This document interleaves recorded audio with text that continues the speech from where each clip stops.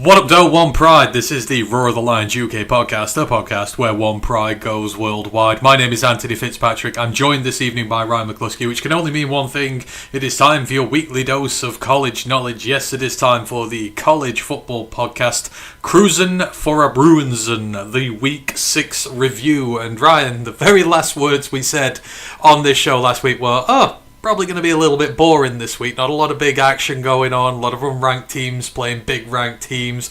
Nothing happened here. And turns out it was anything but. It was a bit of a crazy one. Yeah, it was an odd one.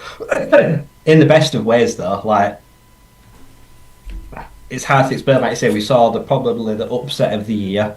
That a team that is in dire straits just put together 60 minutes of the best football they've played in a long time. But a lot of teams, like I said, there were some big upsets. A lot of teams really, really struggled. Like I said, I think we're getting to that point now where expectations and that are weighing really heavily on teams, because we are getting to the stage now where you're looking at bowl games championship games. Within the next 3 weeks, some teams will be at 9 games played. There will have probably already been teams by then that have booked their place. And most teams will already be out. Yeah, absolutely. It's crazy.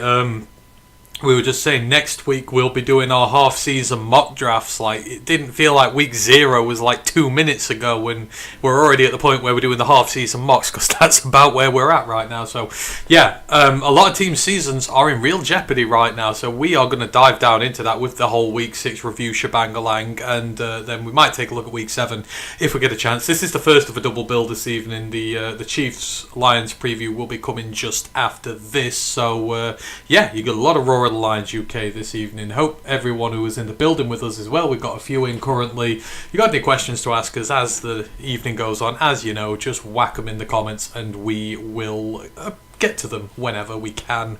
Right, let's get all the housekeeping out of the way because we're on a timer this evening. Roar Lions UK Discord, want in on that? Let us know. We will send you a link for that main podcast coming up right after this show, so you'll not have to wait too long. Don't forget to like and subscribe to everything. YouTube, Twitch, all that good sort of stuff. We're on there. We've just hit 2,000 subscribers on YouTube, so thank you ever so much for that. We really appreciate it. These are tiny milestones compared to some big contributors and that, but for us these are very big milestones and they mean an awful lot to us, so thank you for getting us up to the 2,000 mark there. We're a part of Lions Nation Unite as well, so don't forget to support them, and we're monetized, all that good sort of stuff. You want to help us that way, great, but if not, we just love having you in the building first and foremost. And I see Brent is in the building.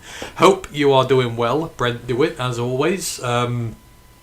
Yeah, mixed bag for you this past weekend, wasn't it? But some good games for you to look forward to this week. Right, let's do some news first. And topic we already discussed, but it has now been officially announced regarding the transfer portal.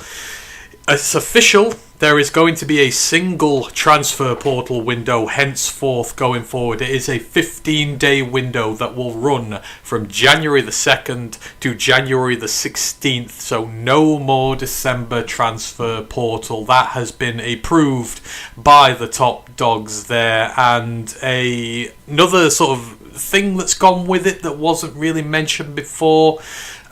Players will now have a 15-day window to enter the transfer portal after a new head coach is hired. So it's a little bit of a different one to what happened. So specifically, athletes are now going to have a 15-day consecutive window beginning 5 days after a new coach is hired or announced. So what the rules were before was that when your head coach left, an automatic 15-day window then opened up for you to leave. Or I think it was 15 days. It was a 2-week window opened up for you to leave right away, basically. Yeah. Now you're not going to be able to do that. You have got to wait for your school to hire a new head coach, or I believe announce an interim, I think, because, if you've got to wait a full season, it doesn't make sense, but officially confirm an interim. But not only that, you've then got to wait 5 days after that hiring until you then go in the window, which is a bit different. I'm assuming, right, this is to prevent squad upheaval. It gives a incoming head coach the chance to talk to his roster, to every single player, to see whether he can convince them to stay stay or not, and maybe you'll not see the major upheavals that you would have before. But I mean, I think we were both unanimously in favour of the single window. That's now here, and now this addition to how players can go in the portal after a head coach is done. What do you make of it all? I don't know. I'm not keen on this Second Amendment. If I'm a head coach, I'd rather everyone left after my predecessor, after the person before me was fired, because at least then I know if they've waited 2 weeks to hire me, when I go there, that's my roster. If you're telling me that, like, say, nobody leaves, and then, like, say, I've got 5 days to fly over, rent a house, know the facilities, meet the coaches and all that, and then call, like, say, a team meeting and speak to all the players and say, like, please don't leave me in the lurch if it's like week 3 of the season. That's a lot of pressure. That really does make it difficult to be a head coach and take a job, because you have no expectations. The athletic director cannot sell you on any player, because you could lose all of them. Like I say, I propose that I think they should half it. I think you should get like a week after the coach is hired, and then maybe a week after the coach is hired. Like you say, and then maybe leave it a day or 2 in between. Like give it 2 windows, like maybe like a week to 10 days. At least then you kind of know what you got to work with. I just think it's gonna be hard, but definitely unanimous for the January window. Yeah, it is an odd one. So the old rule here was you got 30 days after, which was a month. So I guess it means your roster is overcome a lot quicker than it would have been before. But yeah, I don't know. It remains to be seen. I think maybe it's good if you can convince some like top players to stay. I guess, then maybe it might make something there, but I don't know. We'll see. But anywho, the single transfer window is here. I like that better. No spring for top teams to poach talent from smaller teams. That is going to work for the benefit of these G5 and smaller schools. Though, have they? It's the quarterfinals. It starts January 2nd to January 16th. So it starts by the time the quarterfinals are happening. So you're quite deep. So you're down to your final 8 teams by then. So there's not many teams. You have to see many players. Yeah. Well, I know there will be some, but it'd be kind of weird to bail on a quarterfinal. Yeah. I think it'll work well. Not many players will leave when that happens, unless you're a depth player who's not seeing time in the playoffs and you're going to leave anyhow. So, for me, I think that's much better. And yeah, no spring portal for these small teams to be absolutely eradicated in terms of that. So yeah, single transfer window is here. Another change that was made at the same meeting was the committee has approved a change that will now allow college football players and staff members to bet on professional sports. And I know you're not a big fan of this one, and neither am I, to be fair, but of course the rules were before you can't bet on anything as a collegiate player, insider info, all that sort of stuff. You now can. I don't think you can bet on college football itself, but on all other professional sports and that, they're now allowed to gamble. But, like you said, it's not going to be long until all the gambling sponsors are in on this game now, right? Young, impressionable men that have now got disposable income, and you're giving them one of the biggest addictions possible. How many of them are going to get in trouble blowing their NIL, chasing leads on betting? I mean, in the UK, we've seen, like, say, gambling these days, it's rife. How many people, like, say, get young into debt gambling, taking their own lives? Like, say, now you're giving the opportunity for young men in America that have got NIL deals. Like, say, even, like, say, it's a slippery slope, and I don't like it. I used to gamble when I was younger, and I used to love the Chasers film, yeah. And I once had a huge win, and I still remember how it felt. And then you have all those little losses, like saying it's fun, but like I say, for a lot of people, it gets to a point where it's not fun. I get the staff, I get all that, yeah. But I just have to think to myself also, at what point do you find a way to rig something? At what point does a former coach of a player in the NFL ask him to, I don't know, like, markets for like flags and stuff like that? There's flags for, like, say, like, get me in on sportsmanlike conduct, or like say how many over-unders, like say every sport can be manipulated, and people are always like, it can't be. It can. there are people out there that are on practice squads in the NFL earning peanuts they'll take a bun. Like I said, they will do something in a game like fumble a kickoff. Like I say, how many over-unders will you fumble a kickoff for me and I'll give you $10,000? And the better places a bet on it. Like, it happens. Like I say, there's guys out there that they'll do up for a quick buck and it's pretty easy to mask over. So, yeah, sports and gambling are synonymous with each other, but I just hate it. Yeah, agreed. No, I don't think they should be doing this. Again, like you said, at a young age and going into the NFL, you see all the amount of young players in the NFL, most notably J-Mo, coming through and having issues and not knowing the rules. They've already got issues with guns, drink, drugs and driving. So what more do they need now? Oh, we'll give them gambling as well. Like you put, I think it's the deadliest of sins. Like, it's a hand grenade. Yeah, and like you said, I think, is it LSU have already betted, they've already put out their patches for sale and stuff like that, so they're going to have patches on the jerseys. They're going to roll out in 2026 that college teams now can wear sponsored patches on the uniforms. They've hidden it with a mark, but a lot of people think it's Raising Cane's because they're a Louisiana chicken company, which I'm okay with. Yeah, I'm okay with branding, but you can't be having liquor, you can't be having gambling, you can't be having out like that. Like that's just wrong. But we'll probably end up with it. Yeah, absolutely.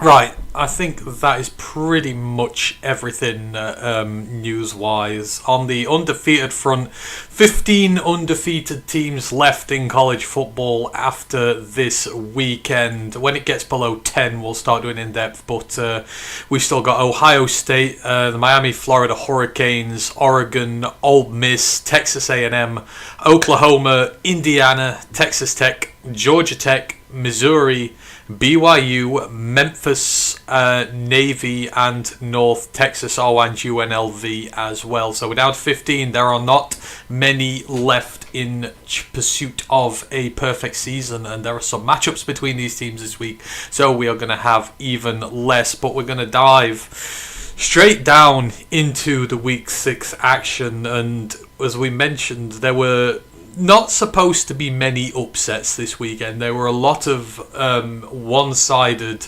let's say, ranked fixtures, ranked teams against terrible teams. There was only one top 25 ranked matchup of this entire slate, and yet we had certainly one of the biggest upsets all season, and then we had another one after, which was still pretty shocking from a team that seems to pull a rabbit out its ass every time it is needed. And as you know, watching the show, if you get in the title of the show, you get into this first. And this week, somehow, shockingly, we're talking about the UCLA Bruins at home to number 7 Penn State. Of course, Penn State coming off that devastating loss the other week to Oregon.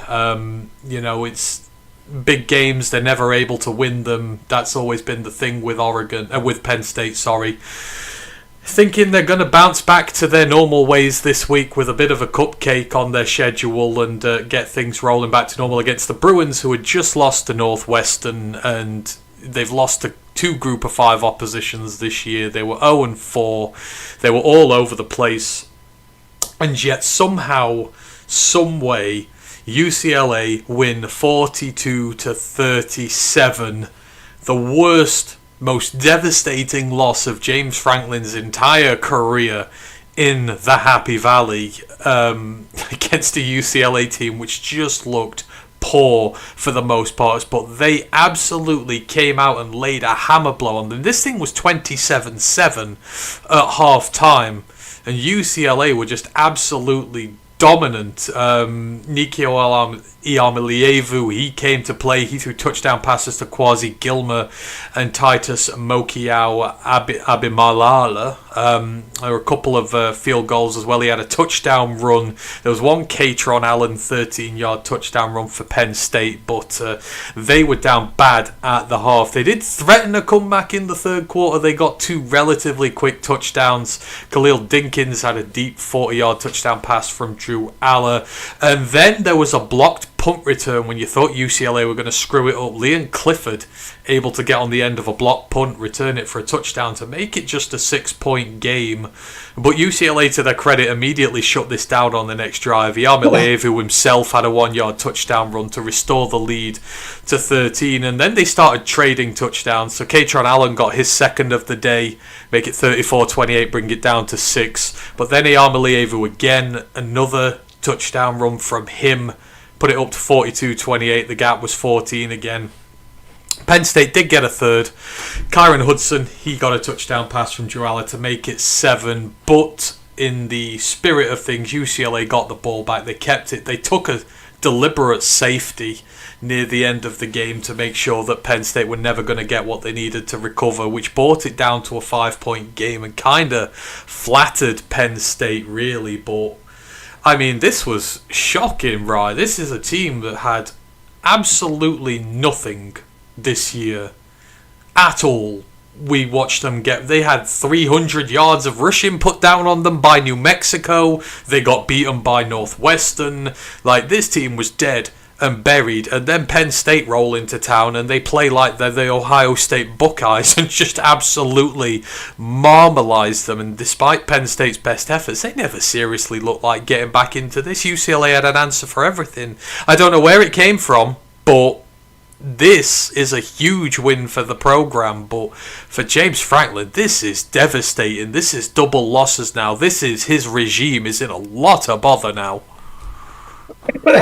Yeah, it feels like this one loss almost sums up all the previous losses before him, because it looked like a team that it felt like the game was going to be a formality before the first kickoff happened, and a lot of teams would probably already look past UCLA, but from like the first tackle, the Bruins set the tone straight away, and it was very telling how quickly they fell behind and how quickly they were dejected, their heads dropped. At no point did they ever look like they could have staged a comeback.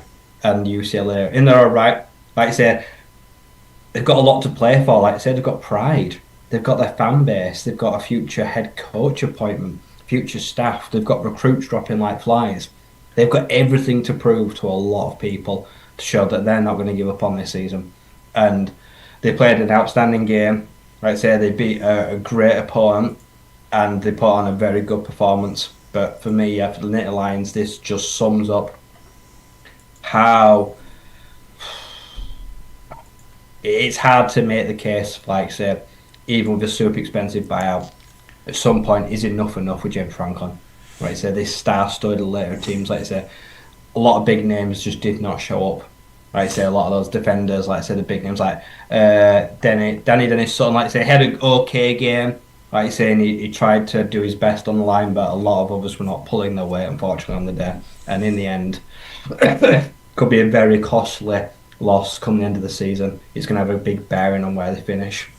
And just to put into perspective the significance of this loss. So first, the Bruins were 24.5-point underdogs. That's a 4-score underdog that they were there. I mean, but the big one, they become the first 0-4 team in over 40 years to beat a top 10 team. Quite simply, teams who start off the year 0-4 are usually pretty bad. There's not very many outliers there, and UCLA has been the case. They simply don't beat teams of this magnitude, Ryan, yet, you know, they've got an offensive coordinator. It's the tight ends coach calling plays. I think it's the first time he's ever called plays in his life. Neuheisel, I think it's the UCLA tight ends coach, drops 42 on them. And yeah, 40 years, no 0-4 team has ever beaten a top 10 ranked team. This is the significance of it. And Penn State, as I said,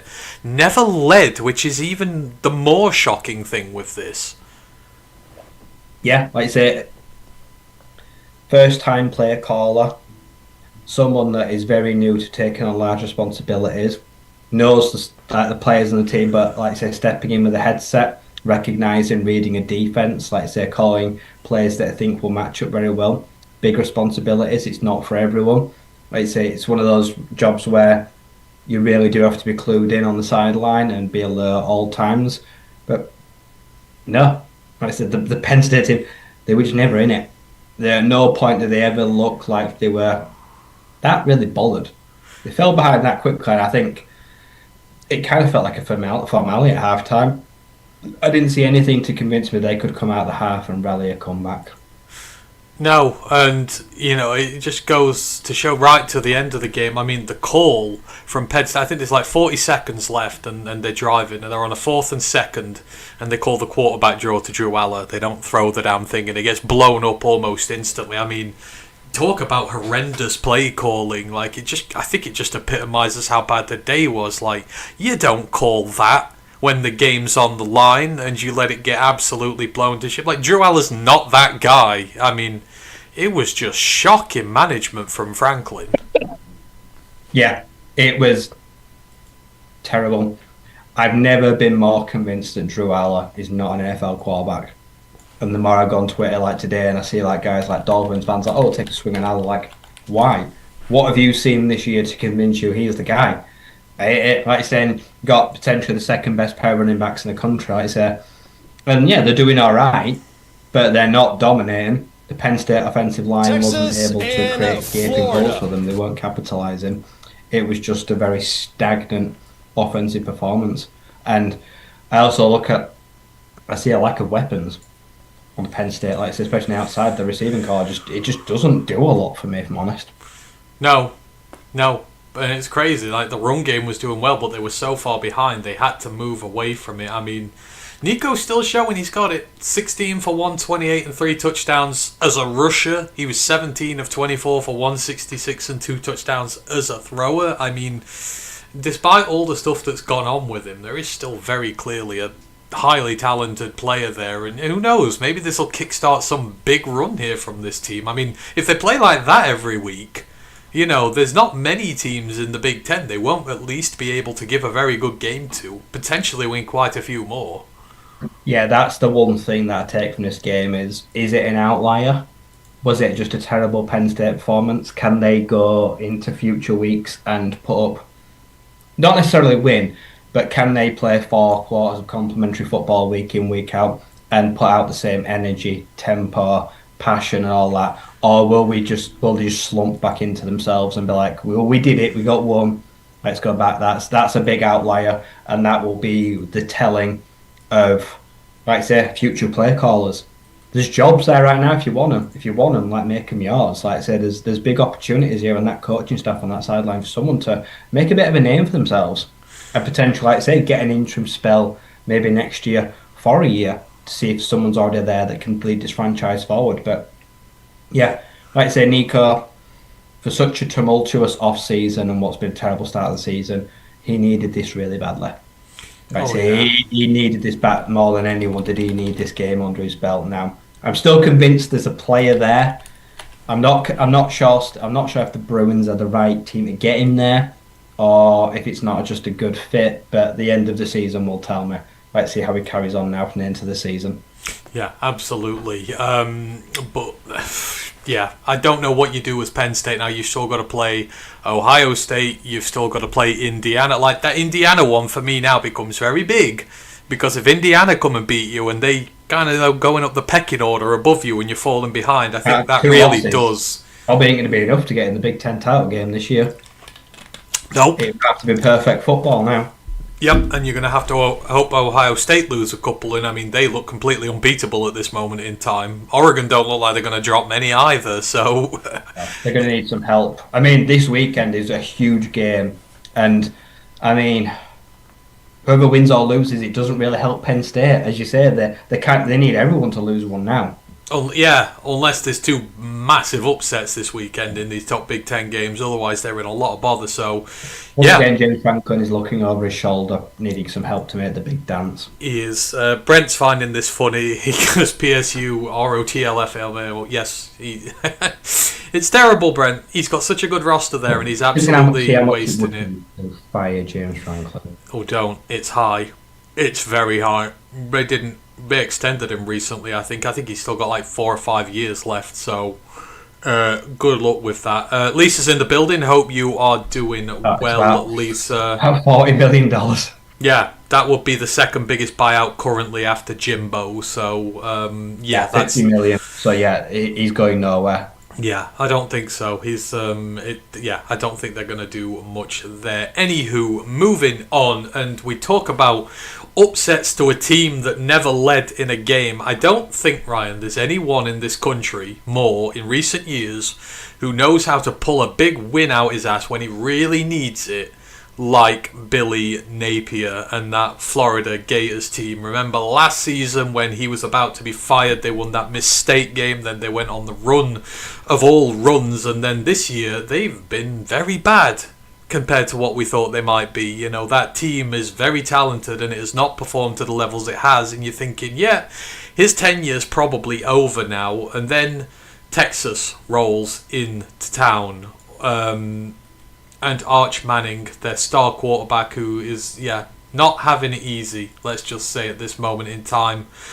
But yeah, they come to Gainesville, they come to the Swamp, and another team who do not lead for the entire game. Florida defeat them 29-21, and the emergence of maybe one of college football's next great true freshman wide receivers in Dallas Wilson, who was making his collegiate football debut for the Gators. That's where they're at this moment in time. We talked about receiver being one of the few weaknesses they might have had this year because of who they lost in the draft process. But young Dallas Wilson comes into town, 6 receptions, 111 yards and 2 touchdowns for what looks like an absolute hell of a receiver going forward. DJ Lagway, 21 of 28, 300 yards, 2 touchdowns, 1 pick on the day. Jaden Bow had a 100-plus yard day, and he came to play. He had a touchdown as well. But Florida went 10-0 up in the first quarter, and Texas did not look good at all. They did get a touchdown in the second quarter through Quintravion Wisner. That was a pass from Arch Manning.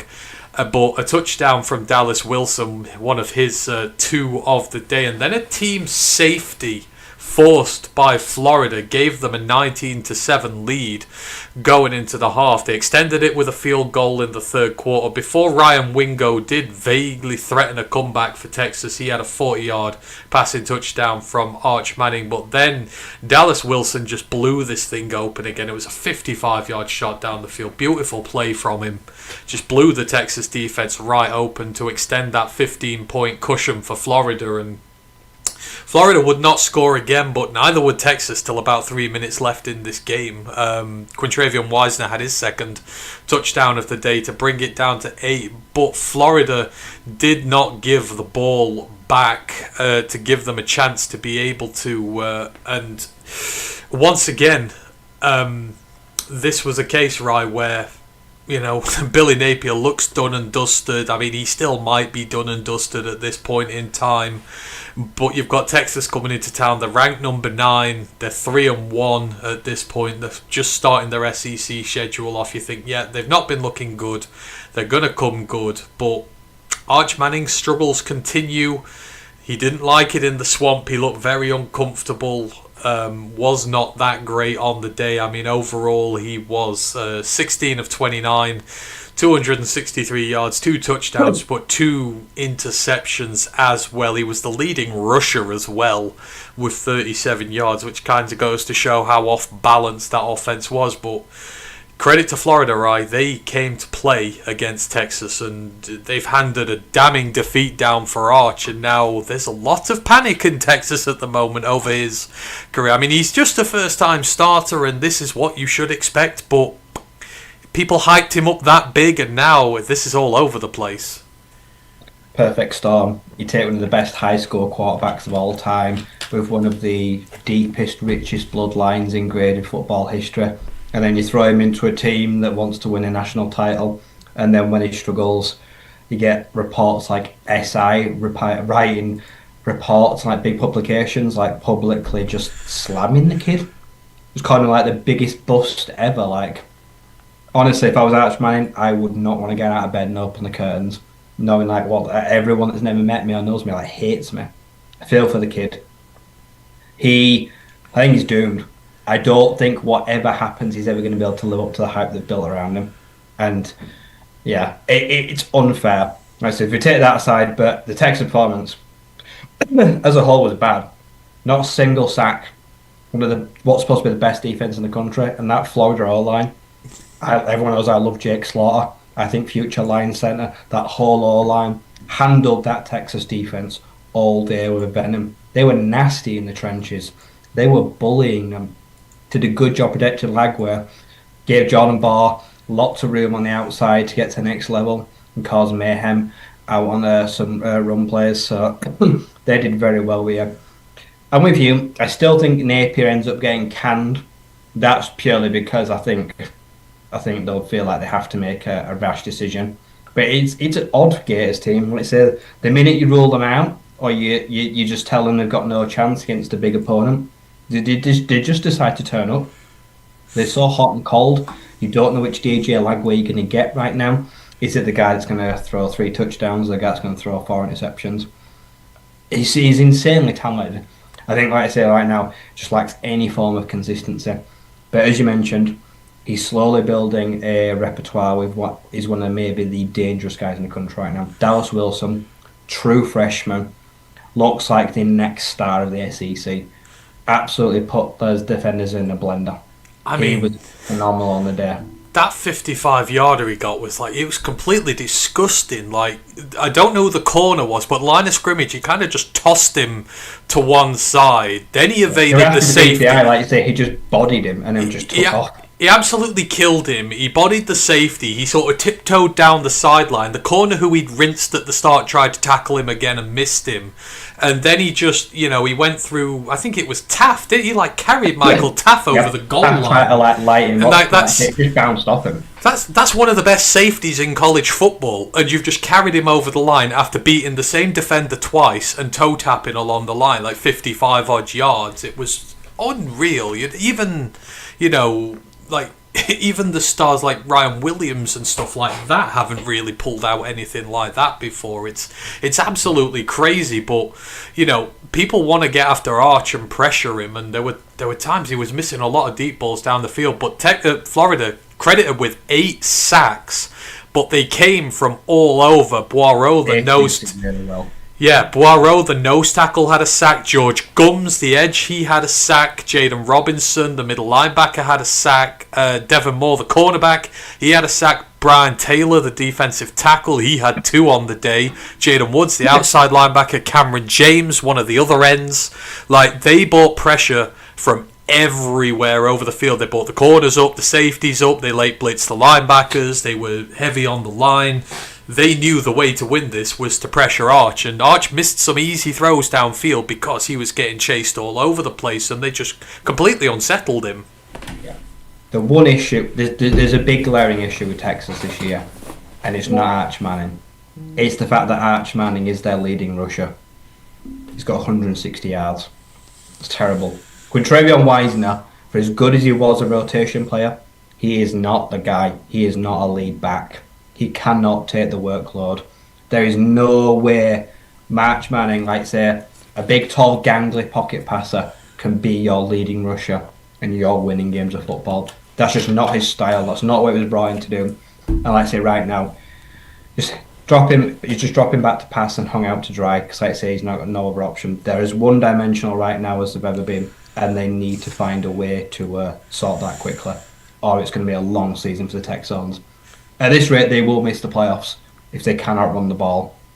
Yeah, and the trouble is, Florida do have a balanced attack when Bowles on form. Yeah. They've got the good running back there. Obviously, you've got a great quarterback. You've got Brown, you've got Dallas Wilson, you've got a receiving core, you've got a tight end that's reliable. Exactly. Running backs. Collectively, they are a unit when they're all in sync. They are. And Texas just feels like a few individuals. No, and I know they've got injuries on the offensive line. They've kind of got guys playing here, there, and everywhere, but it's just not a very good look for them at the moment. They couldn't run block. Week 6 in the season, and the leading player for sacks is Colin Simmons on 1.5. It's not good enough, is it? They are not getting to the quarterback, despite being one of the deepest at the position. They've got a plethora of guys that can get in the backfield. And they're not living up to it. No, and you brought in Trey Moore from UTSA. He's got a ton of sacks in his career. You're putting him across from Simmons. You've got Anthony Hill. You've got a plethora of weapons there. The tackle room is. I think the tackle room's letting them down. Obviously, you lost your tackles last year on that defensive line. It looks a little bit of an issue for them this time out. You know, you're not getting really much there from them. I think Carnu's the only one who looks sort of even half decent at the moment, but outside of that, yeah, you're really getting nothing from the interior of your line, and it's affecting everything else. I think this will be the pattern we see of Florida this year. There'll be a lot of bad games, and there'll be a lot of really good ones. It kind of feels like a straight 6-6 season, 7-5. It won't be enough to save Napier. No, it won't, and it's frustrating because that talent's there. That defensive line came to life. They're already, like I said, people are already lining up big names. Yeah. So there's loads that are ready to step in and do that job. Yeah, they they come to life. You saw that team work as well as it can, and it just destroyed one of the better teams in the country. Like I say, it just won't be Billy that's going to get the best out of it. Yeah, who will? No, I don't know. No, Brent goes, it's kind of like Shep's aggressive style of defense in regards to Florida. It kind of was, really. They found a window. They came in with a game plan just to, they couldn't run the ball, Texas, so just go all out for their quarterback and don't let him get comfy. And it gets no easier for Texas. It's the Red River rivalry this week, and Oklahoma look rejuvenated. Like, that's going to be a serious test for this team. Mattia apparently is trending to play, even with a not recovered hand. The only way Texas probably wins that game is if John doesn't play. That gives them a chance. But if Mattia plays even at 60%, I don't see Texas winning. No, they rushed him back ready for this Red River. He said in the press conference when he got hurt surgery, I'm coming back for Red River. And I don't see any way he doesn't play. No, I don't either. It's threatening to be a great game. Let's just put it that way going forward. You think Arch Manning would enter the portal? Oh. You think they could scare him out of Texas? Think it could be toxic if they turn on him? I don't know. I would say no. At this point, for anyone wondering, he's definitely not declaring for the draft. No. Like, that's what I feel vindicated about. It was never going to happen. You've got to have 2 minimum years as a starter. Like, is the main thing, and it just wasn't.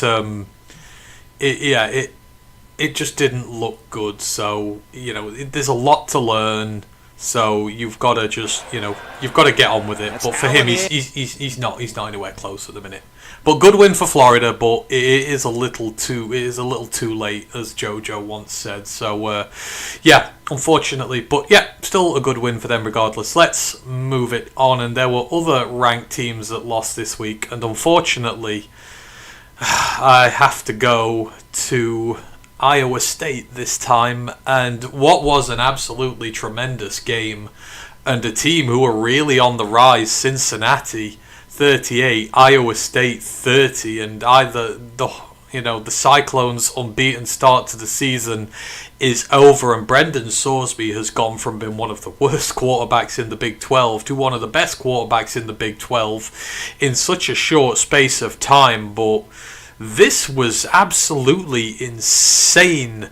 31-7 was the score in this, with just like a minute left of the second quarter. Cincinnati came out and absolutely destroyed Iowa State. I have never seen them dominated in such a way before. I watch this team most weeks, and they were just coming from everywhere. Evan Pryor had a 30-yard touchdown run. Joe Royer had a receiving touchdown. Sorsby had a rushing touchdown. Pryor had a second rushing touchdown. And as I say, 31-7 just before the half. Rocco Becht was able to get a rushing touchdown as the half expired to bring it back to 31-15. And they did try really hard to work their way into this one. Brett Eskildson, he is a upcoming receiver for the Cyclones. He had a passing touchdown in the third quarter, but there was late on, 5 minutes I think it was an 82-yard touchdown pass from Sorsby. Iowa State just completely and utterly destroyed by this point to put them 38-22 up. And they did manage to get one before the end of the game. Chase Sowell, the East Carolina transfer, opened up his account with a bang for Iowa State, but they weren't able to get the ball back. They tried to onside kick it, and yeah, there was just no coming back. And I mean, right, this turnaround at Cincinnati, 4-1. Bearcats really are a surprise force this year, aren't they? We've not seen much from them recently. They've been going under the radar per se, and I know people were sort of talking about them in the preseason, and saying that they might do something this year. But what they've done over the last few weeks, they've created one of the best offenses going. I mean, they lost to Nebraska on opening week. Obviously, they faced Bowling Green, Northwestern State, but then they put down 37 on Kansas in that big come from behind win there. And I have not seen Iowa State dominated like this in so much time. They came out and just put the pedal to the metal on them. They forced Beck into a load of mistakes, which is rare.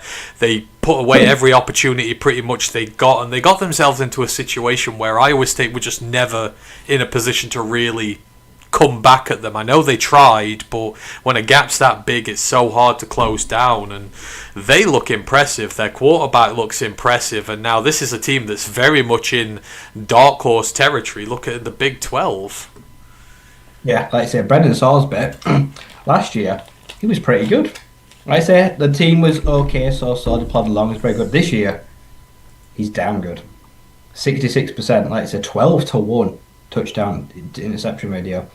One interception all season. He's playing the cleanest football he's playing his entire career.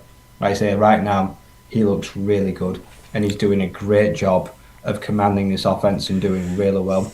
And as you say, after that, like Nebraska lost, they're kind of shaking it off. Like I say, 38 on you, 39 they put up on. They put 70 on Northwestern State. Like I say, and then they've got 2 games coming up against UCF and Oklahoma State. Realistically, should win both of them. That puts them at a projected 6-1, which has them firmly in title contention race. Like I say, they put 37 on Kansas, 34.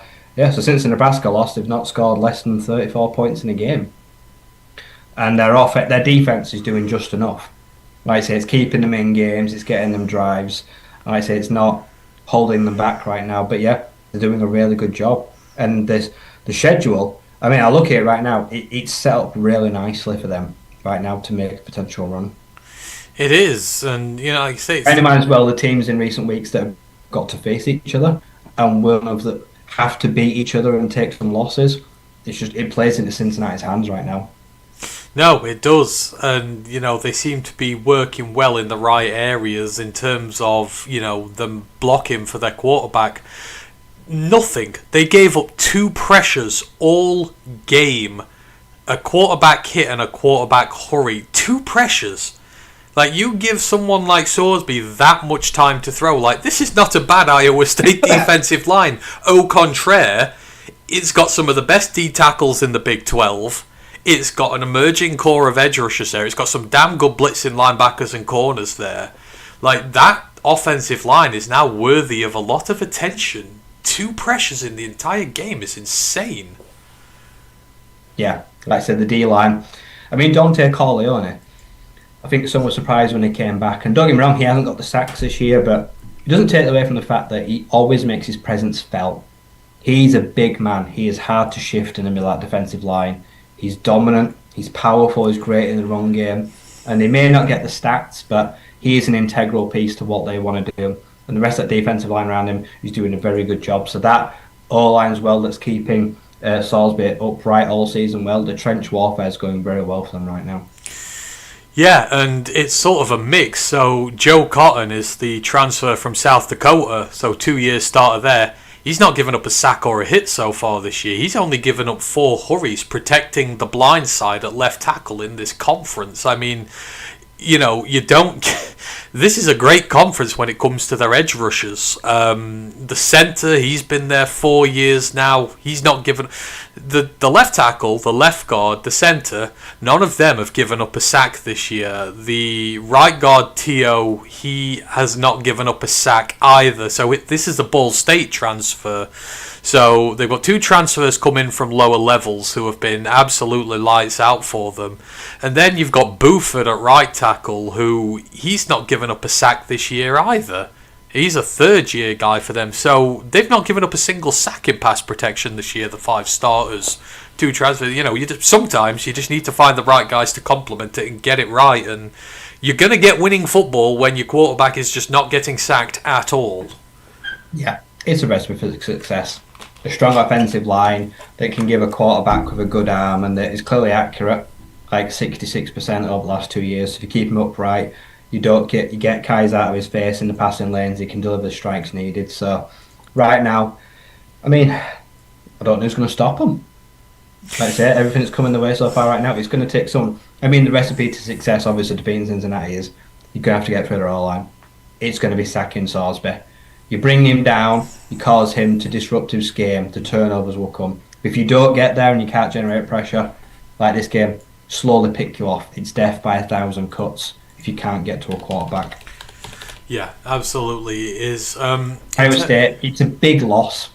They can write it now, but they're now in kind of no room for error margin. No, and offensively they're absolutely fine. Becht was 30 of 48, 314 yards, 2 touchdowns. He had 2 rushing touchdowns.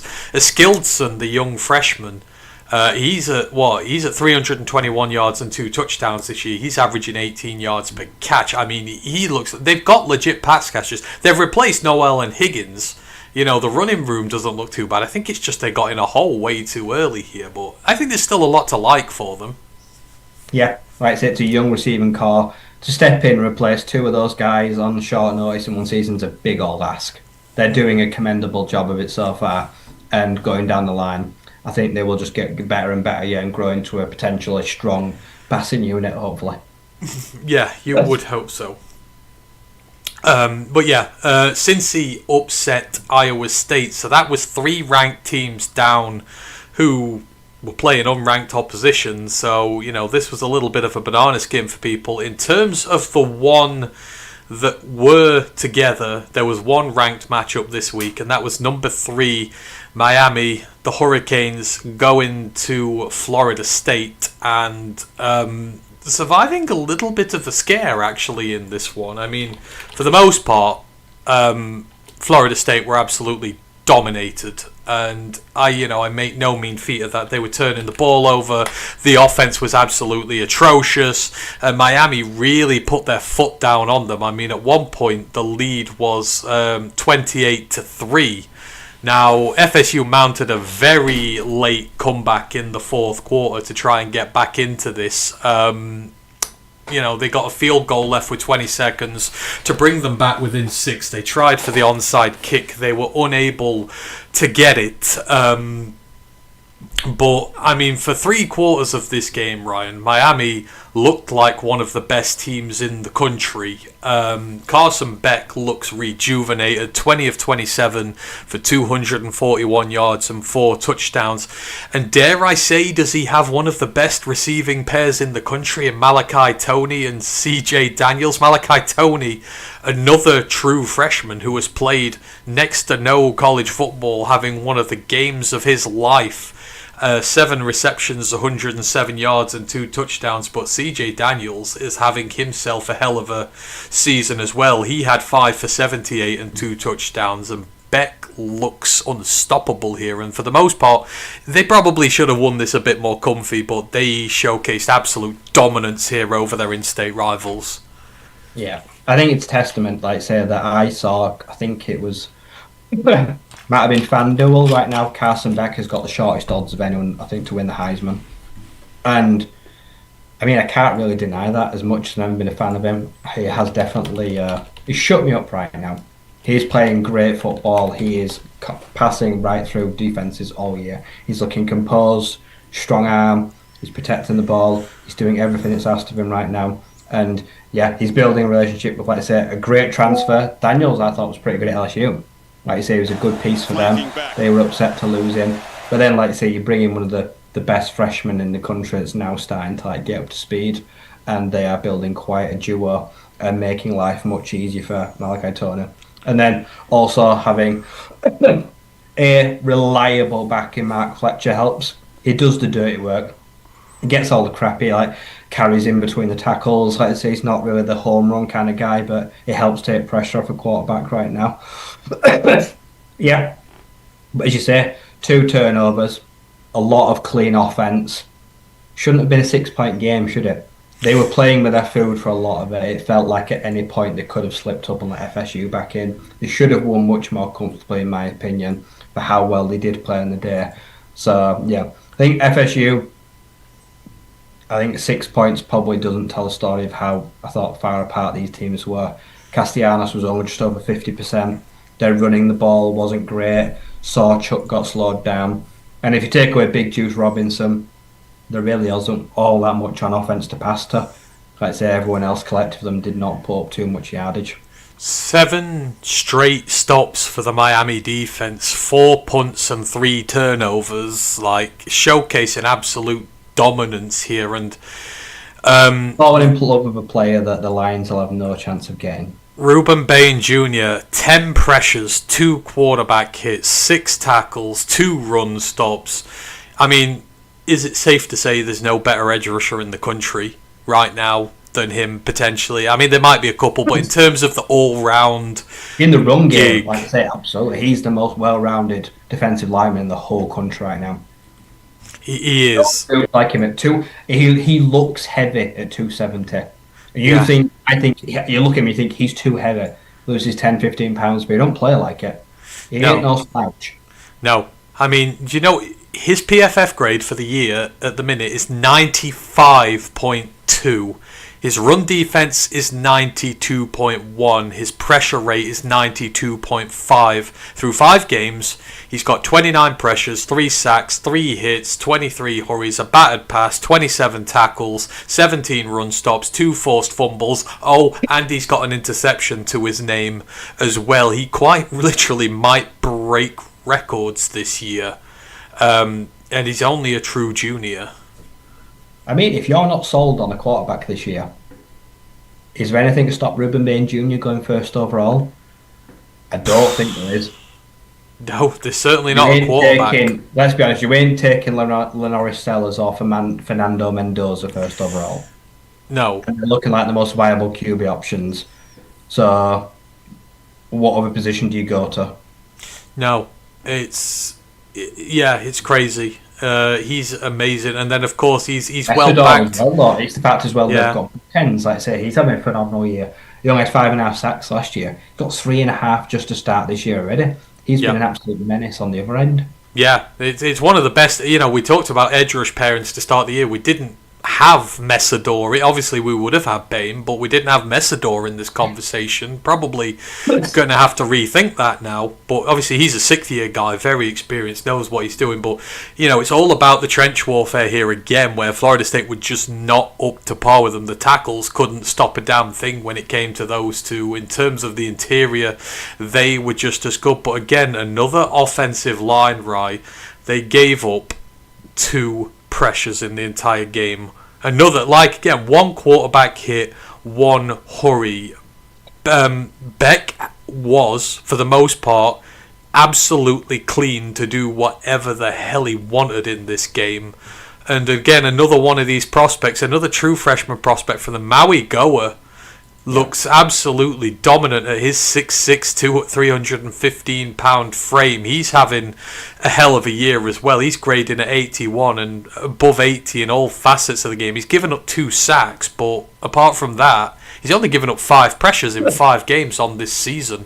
For all Miami's faults, this true freshman pipeline they've had come through, Mawagoa, Bain, Fletcher, now you've got the new superstar young receiver there. They find the guys who can start day one and play well, but Mawagoa's going to go maybe top 10 in this draft, and he's looking exactly like he should.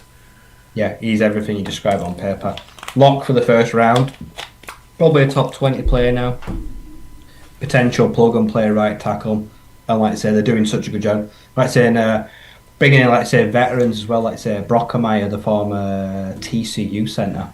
Yeah. Like I say, their centre this year. Like I say, he's locking down that position right now. They've got like parity all across the line, and kind of just like say proofs in the pudding. You keep Carson Beck clean.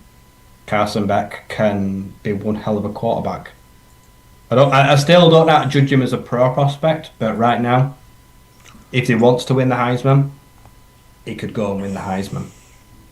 It does sound really lazy, but you could almost equate him to, like, Goff in LA. Like, if you give him a good O line, he will sit there and he'll cook. Some weapons, and he could, and he'll cook for you and he'll do what he needs to do. That's early Goff, not Goff now. That can get the ball back constantly as well. Yeah, like he'll do the job that you need him to, and he'll do it well. Nothing now to stop Miami winning the ACC. Yeah, Miami should now go on and win the ACC. They have to win the ACC. Yeah, you've got to. It's all over the place this year. You cannot lose it this time up. Duncan Stewart's in the building. Hope you are doing well, Duncan. Obviously, we will have the main lines pod up as well later. But yeah, Miami looked much better than that final scoreline indicates. I think Florida State just had a little bit of juice in there. They're now at 3 losses for the year. They're doing better, though. They're much better than they were last season. They are going in the right direction. Just try not to stack losses. That's 2 losses in a row for Florida State. And I think up next they've got Pittsburgh. So don't be losing that. Otherwise, you're going to throw away the good start to this year that you have had. Earlier results from in the week, we'll just go through a few of those. Houston State got whitewashed by New Mexico State 37-10. I believe we got that wrong in the pick watch. Western Kentucky beat Delaware. We definitely got that one wrong in the pick watch. USF, I guess we can talk about them a minute. 54-28 winners over Charlotte. And, we've mentioned this a few times already, right? But the American looks absolutely stacked in terms of contenders this year, and there is a massive game going on this weekend that involves USF. But once again, Byron Brown looks like one of the best quarterbacks in the group of 5. They're at 4-1 on the year. They playoff run potentially for USF here if they keep going the way they are, and this team keeps playing how it is. Oh yeah. It's feeling like the playoff team is coming out of the American. Like I say, you've got 5 teams right now with 4 wins or more, and they've got less than 1 loss. And a lot of them are pretty big programs. As you mentioned, huge game this weekend. It will go a long way to deciding a potential AAC title berth for both teams involved. Byron Brown still intrigues me as a day 3 flyer at a mobile QB. Because when he runs, he is a tank. He is juggernaut from the MCU. Right, so he just puts his head down, just runs through guys, and he's also got a really strong arm. 6'3", like 220, 225, well put together. It's a great offense. It's a defense as well that gets turnovers. Got some of the most active guys on the defensive line, and their linebacking core is very strong. So yeah, they've got a great shot at ending this year ranked. Yeah, I think Schuler and Harris are one of the better linebacker pairs. Mac Harris is having an insane year from his linebacker position. He's already got 4 sacks and 40 tackles and 3 forced fumbles. He's got an interception. Like, he's stat padding. I know he's a 6th-year guy, but he's stat padding himself to the moon this year. But yeah, this USF team absolutely looks legit. San Jose State beat New Mexico. BYU took down West Virginia to remain 5-0 on the year, but West Virginia look terrible. San Diego. Meyer, he's looking like maybe the best freshman in the country right now, quarterback. I mean, he's got competition. He has got competition. There's the true freshman class this year at quarterback is absolutely insane. But he looks better than potentially his brother can be. I mean, considering everything that happened where he wasn't meant to be starting for them this year. Let me just get him up. So he's throwing at 69% on his throws. He's got 1,041 yards, 7 touchdowns. He's got 1 pick on the year. His turnover-worthy play rate is 2.2%, which is tiny. I mean, you don't see... He's only been sacked 4 times, so the BYU line's doing a good job protecting him, but 1 interception through the first 5 games of the true freshman's career is crazy numbers. Yeah, he's doing incredibly well, like I say. He's very poised. He's doing a good job. BYU offensive line, always very good. They always send all their guys to the draft. They do a really good job of building those guys out up in Utah. Helps as well, he's got one of the more underrated receivers in the country as well, Chase Roberts. And he says averaging 20 yards a catch 5 games into the season, or nearly 400 yards. He's one of the best receivers in the nation right now, especially in, let's say, yards after catch. So they're building a quick partnership. So yeah, they're all going to go from strength to strength. But BYU again, they started this same last season, started 5-0, looked strong. Later down the line, they did kind of unravel a bit. They won't want that to happen again this year. They're definitely looking like a team that could make a championship game. No, they absolutely are, and Bear Backmeyer is looking really good for them. San Diego State beat Colorado State. Georgia What was it? Cordeo had another big game again, mentioning it in the last top 5 in receivers in the nation. Oh, he did, didn't he? He is? I can't remember what his yardage is, but it's good. He had another massive game. Yeah, he did. Probably someone we're going to have to take a look at going forward, actually, because he's having a really underrated season at this point. Georgia beat Kentucky 35-14. They still don't look good. Gunnar Stockton still looks poor. I mean, it was just in case of this game. It was the rushing game that did it for him, but I don't know. Georgia still didn't look right against Kentucky, who was starting the, raw guy themselves. No, it's not pretty, but it's effective. Like I say, the Stockton had a turnover. Bowens is doing all right. They're rushing the ball okay. Their offensive calls, it's all right. Like I say, another week where they're they got 2 sacks and interception, but it kind of just feels like they're just kind of plodding through games. I mean, like I said, for Cutter Bowley, true freshman, this is probably his best game of the season. Yeah. He actually did all right. Like I say, asking him to throw 41 times for a true freshman against Georgia is, that's not going to be a recipe for success. But he did actually move the ball pretty well this week. And they protected him well. He only got sacked twice. There's potential there with this young man. There is. They should have made the decision quicker. They should just never have gone to Calzada in the first place. That was a mistake. Like I said, just give Bova the job all year now. Like I say, whether he's going to click eventually. Yeah. Oh, you figure he's going to have to, but they might get some scalps towards the end of the year, but certainly going forward, if they stick with him, they may get some wins there. In terms of other true freshmen playing, Michigan put away Wisconsin. Wasn't easy. They did fall behind in this, although they responded very quickly, and then they very quickly put Wisconsin to bed here. But Bryce is just starting to look a bit more himself in this one. No turnovers. He's 19 of 28 for 270 yards and a touchdown, so it's good for him. He's gaining his targets. Donovan McCulley had a hell of a game here, but the season continues to be about Justice Haynes, who you think of all those. Had 5 games with a rushing 100 rushing yards and more than a touchdown. Yeah, you think all the great running backs they've had. He's not had a sub 100 game this year. He is at 654 yards, going at just under 8 yards per clip with 8 touchdowns, and he's not fumbled once. He's already doubled his career yardage, and he's doubled his touchdowns this year. I mean, 20 missed tackles forced. He's got 270 plus runs to his name. He's got 14 10-yard plus runs this year. He's not committed a single penalty either.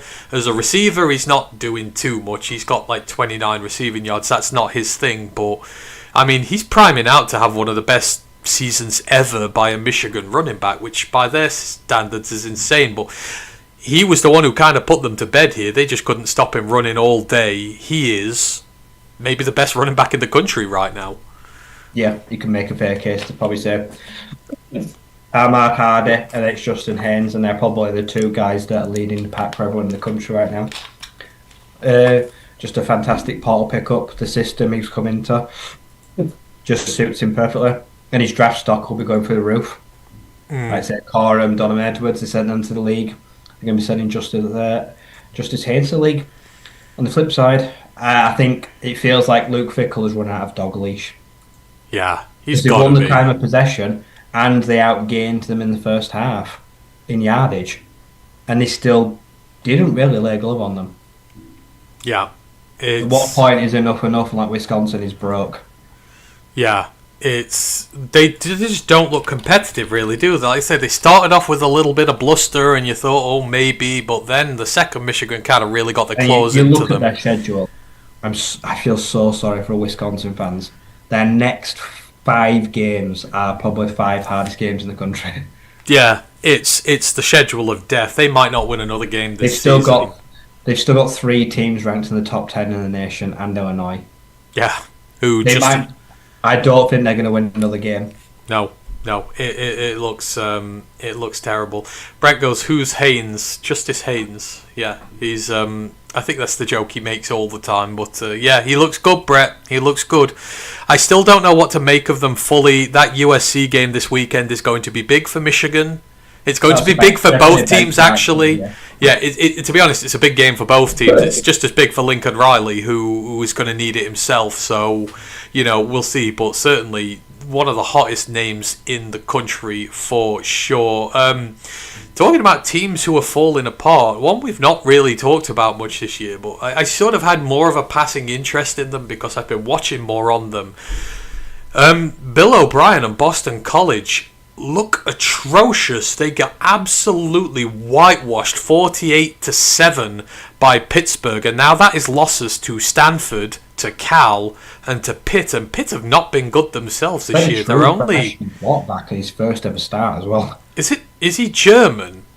I think he's or is he former German or something? Is it Heinzel or Hensel or something like that? He threw for like 350 odd yards. And he just absolutely dissected them. And, Boston College was so good to start, but they've got no run game.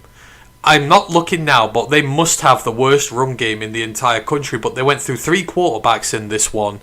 Couldn't find anything. Kind of gave up really early. I think they were like 31-0 down by the half. But no one's talking about this Eagles team. They're 1-4. You thought they'd turned the corner last year, but Castellanos has gone. He's not doing much better at Florida State, but they look like one of the worst teams in the Power 5 right now, which is something I never thought I'd say. Yeah, we thought last season they turned a corner. Like I say, they ended the season pretty well. And it feels like Castellanos took all their mojo. Like I say, they sent some offensive linemen to the draft, which you always do, lost the starting quarterback, and it was kind of back to square one. And I get Bill O'Brien is like a good offensive mind and a good coordinator. Is he a good head coach? I don't think he is. No. I mean, that's why he lets himself down when you give him too much responsibility, too much to think about.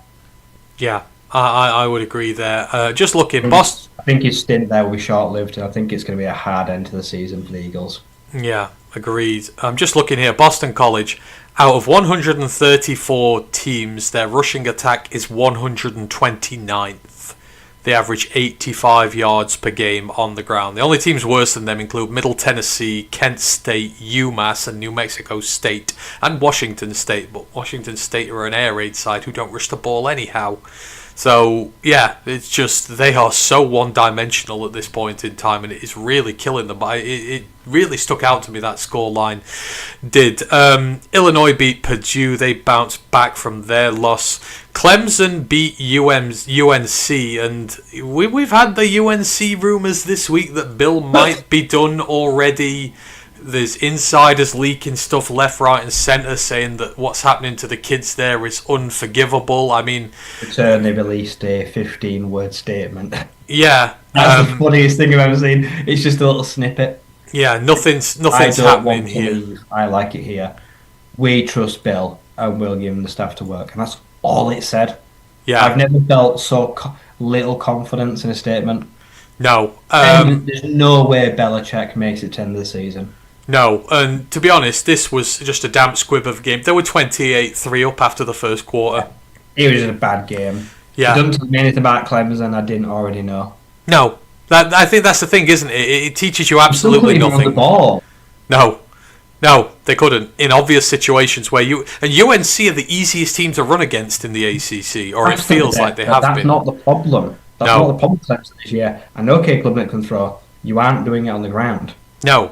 So that, if anything, this raises more questions about what it would otherwise. But yeah, Clemson, absolutely nothing answered there. Just quickly going back to Michigan, Brent mentions he is worried about the Wolverines' tackles against USC. They've been average so far. For me, it's a really intriguing matchup. It's one of the games I'm looking forward to most this weekend, seeing where USC and Michigan are at, because USC's offense could do some damage. Maeva's very good, so I hope he has a good game against their DBs. Mackay Lemon, yeah, that's the worry. Are your DBs any good, Brent? Are they doing well? Of course, Mackay Lemons might be I keep saying best receiver in the country. There's so many guys who can lay claim to it, but Mackay Lemon is potentially transcendent the season that he is having. The service teams, Army bounced back with a win against UAB. They're now 2-3 on the year. Navy beat Air Force in the first of the Commander-in-Chief's trophies. They nearly got beaten though, but I did actually watch this. The service games usually make for good watching. This was 34-31, and Navy's quarterback. Right? I mean, you look at Navy's quarterback went 20 of 26 for 339 yards and 3 touchdowns. Air Force's quarterback went 11 of 19 for 212 yards and 2 touchdowns. There were, in total, in this game, 600 yards of passing offense compared to less than 400 yards of rushing offense. When was the last time you saw a service game with 600 yards of passing offense? They're certainly changing their tune as to how they play, but Horvath, you don't see him throw a lot. To throw 340 and 3 tuddies is a good day, but in Heidenreich, what was it, 250 yards and 3 touchdowns? They have a bona fide receiver for once. But yeah, who would have thought the service game where they pass more than they throw, than run? Yeah, it was like an old school WWE tag team. Horvath and Heidenreich versus Sarker and Fleischmann. Like, it's a receiver in Air Force getting 166 receiving yards. It was just really odd. It was like Taker and Kane versus the Dudley Boys. Yeah. And yeah, it's just fun to watch. Like I say, Air Force aren't winning many games, but it doesn't mean they don't play some fun football at least. No, there's nearly 1,000 yards of offense in this game. Sometimes you're lucky to get 300 or 400 yards of turgid, run-heavy football. So you've got to give it to them. So Navy now have the opportunity to go win the thing. Obviously, they've got to beat Army at the end of the season. Although I don't know if they are playing each other in the regular season. Let me have a quick look. Are they playing each other twice again?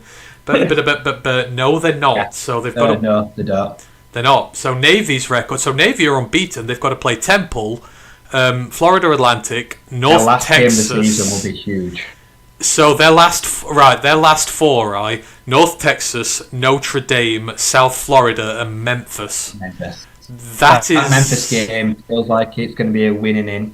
I mean, yeah, they've got to play South Florida before that and North Texas. That is a brutal schedule after the next two. And then you've got Notre Dame chaperoned in there as well. So, yeah, that's going to be a fun one.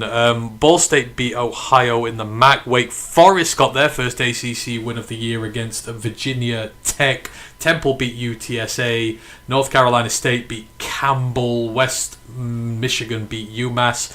Kansas State's season continues to go from bad to worse. A narrow loss to Baylor, 35-34. They are now 2-4 on the season, and that, in terms of a Big 12, any aspirations they had for that, right, is out the window. But we're finally starting to see the Baylor team we thought we were going to get earlier this year. And I mean, Kansas State had a commanding lead. They were 31-17 going up into the fourth quarter. It's a 2-touchdown lead, but out of nowhere, Bryson Washington comes alive. There's a pick six. I think it was Jacob Redding picked off Avery Johnson, made that huge mistake after otherwise having a very good game. And then a walk-off field goal pretty much towards the end, 30 seconds left. But, K-State 500 yards of offense. They look good. They had a big lead, and then Baylor from nowhere come from behind to salvage their Big 12 title aspirations. But it's all gone wrong for the Wildcats. Yeah, I'm sure I read somewhere online that Dylan Edwards might be redshirting. He might be No, bailing on the season. that is no, that was Mackay Hughes at Oregon. Remember, Oh, I Mackay saw did. something earlier today that he could consider it. Oh, could he? The case there, yeah, because he's missed 2 games through injury. He's still got He doesn't look right, does he? no, 10 carries. he's still got 2 games he can play and redshirt. He had 10 carries, but he only went 2.6 yards a carry. Apparently he doesn't. Yeah, apparently he's not healthy, and he might potentially redshirt. I mean, K State's season's already on life support anyway, so it doesn't really matter. No, But yeah, no, they've looked bad. Like I say, Avery Johnson without a run game is really struggling. yeah. All right, Pete Nakos, Dylan Edwards is currently not expected to redshirt, but he's excited to get back on the field. He works through injuries, so it's still out there. But as of right now, no plans to redshirt. But we'll see. He's got 2 games left to decide if he wants to this year or not. Yeah, he does. It's bad for them, but for Baylor, they're showing Baylor, signs of life. Baylor's turned the ship. They've turned the corner around at a crucial time. And Michael Trigg, we're talking Yep, about the best tight ends ends. in the country.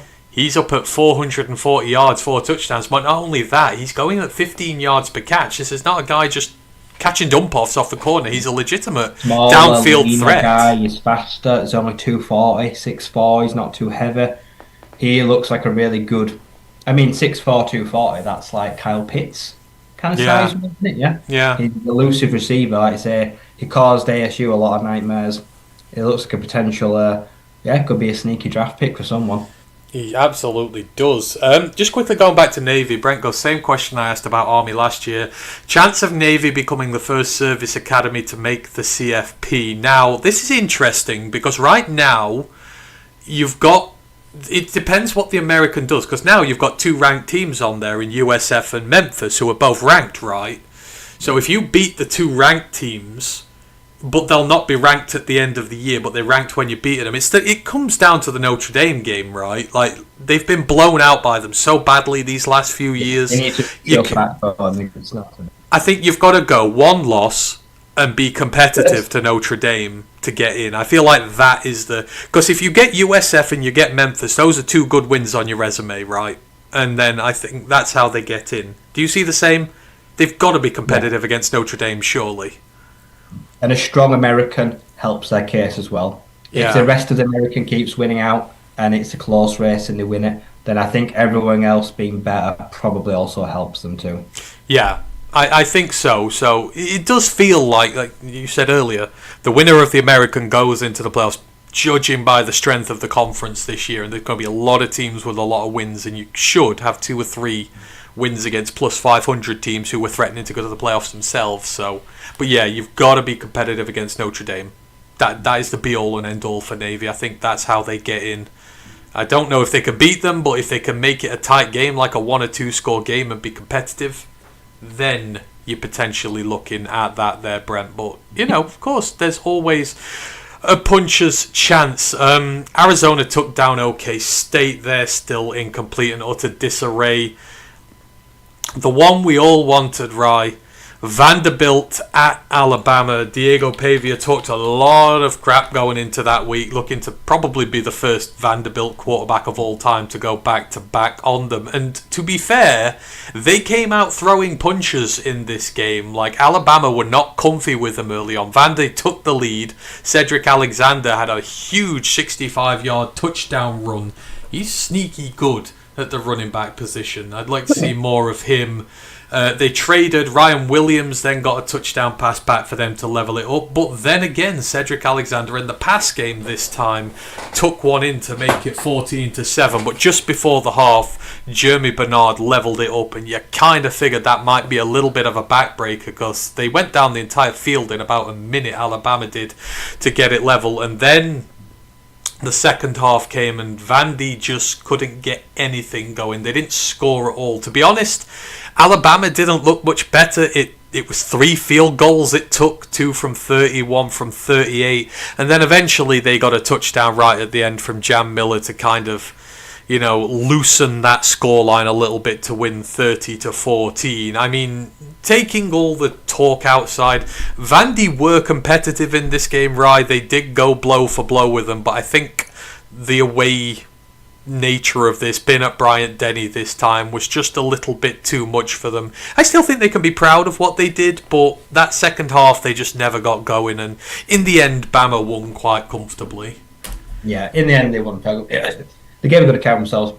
I think the turning point for me has to be the Pavia fumble, because it's 7-0 up and you're at the Alabama 13-yard line and you're nearly into quarter two. If you go 14-0 up there and the crowd, gets a bit angsty, and we know what they're like, the Crimson Tide, they can very quickly turn on them. And if they go 14-0 up there, Vandy, like say heading into quarter two, and put Bama under some real pressure, that's where I think they could have, like say, had something to work on. But yeah, Pavia has the ball ripped, and then they go straight down the field and score, don't they? Yeah, pretty much. Up instantly. And at that moment there, that felt like that was like one of the first nails in the coffin. Like you couldn't silence the crowd. If you go to Tuscaloosa, you've got to be able to quieten the crowd and, like say, kind of get down their back straight away. And they had a chance to do that a bit late slip. And as you say, second half kind of got away from both teams really. Like I say, they did struggle to really generate anything. Pavia was off the mark, quite a few throws, but the pocket was struggling. The pressure was getting there. In the end, the Alabama defense kind of just put a blanket on them in the second half and was able to smother them. And it was a non-contest. They'd done all the hard work. Big win for Bama. They really had to avoid the upset, and they did do it. Like I say, but in the grand scheme of things, not a huge loss for Vanderbilt. Like I say, it doesn't alter what they still want to do. They've still got a massive outside chance for playoff spot. They're still 5-1, so they can still run the table if they want to pick up a few wins. But yeah, it's going to be. It feels like it's going to be a long time still before we see a Commodores win in Tuscaloosa. I mean, in years past they'd lose by 40 or 50. Like, this was 2 scores, and they could have if they wanted to, and just needed one good drive of been in it right till the very end. So it's certainly, from where they've come from. And to be fair, like, the defense did very well. They got 4 sacks. Ty Simpson, 3rd game out of 4, right? His completion percentage is over 75%. He's after that very back in the Heisman race. If you ask people, after that bad first week. And I guess it was his first as a starter, so we should be shocked. He's quietly been one of the most efficient passers in the entire country.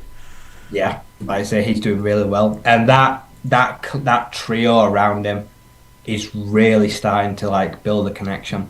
Williams, Jeremy Bernard right now might be one of the most underrated players in the whole country. He might be the best receiver on that team. That doesn't feel crazy to say. He feels like he's his go-to guy, like he trusts him the most. Yes, he does. It's incredible, like, what he's done. You see his name more and more, and you're like, it still doesn't feel like he's the number one guy there, but he is. He's certainly become Ty's favourite target, so you can't knock him for that. But yeah, in terms of Bama, they take down Vandy, but Vandy still look good and say 5-1 on the year. That is nothing to be sniffed at for them. Notre Dame put away Boise State 28-7 as they continue their cupcake resurgence back to relevance. Virginia taking down Louisville 30-27, and now we talk about teams going under the radar, right? Virginia have to be in this conversation. Again, I've seen them firsthand what they did. The only loss this year is to NC State, crazily enough, out of them all.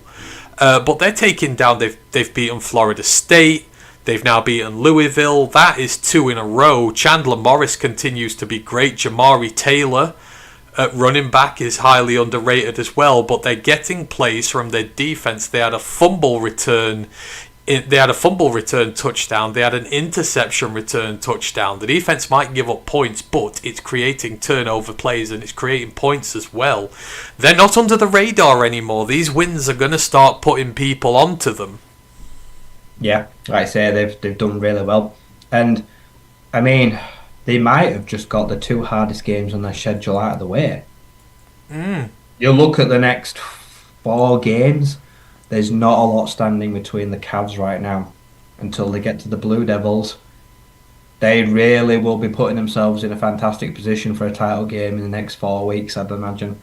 No, they're not. As I say, they are. They're getting pressure on the D-line. 5 sacks of Miller Moss. They kept Isaac Brown, the star running back, down to overtime wins. Like I say, they're proving that, like I say, they've got stamina. yeah, They can keep going for 5 quarters of yeah. football back-to-back weeks. Yeah, you go into the overtime. I mean, Miller Moss had to throw 50 times. Like, there's only so much you can do there. Chris Bell looks amazing for them this year.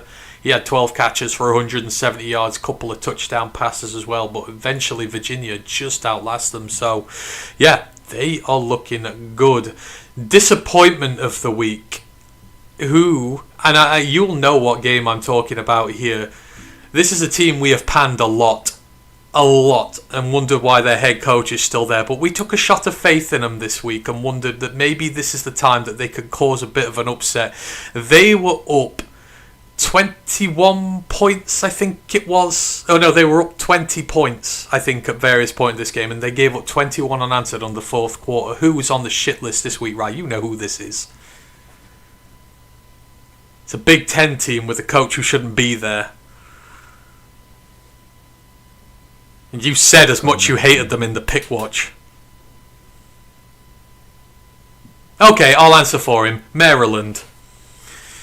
Oh yeah, after I said, like, say they've got the best freshman quarterback in the country, and then they go lay that egg, yeah. Maryland 20-0 up. Oh, Washington, yeah. On this game over Washington. They're 4-0. They were unbeaten on the season. Yeah, they led 21-0, didn't they?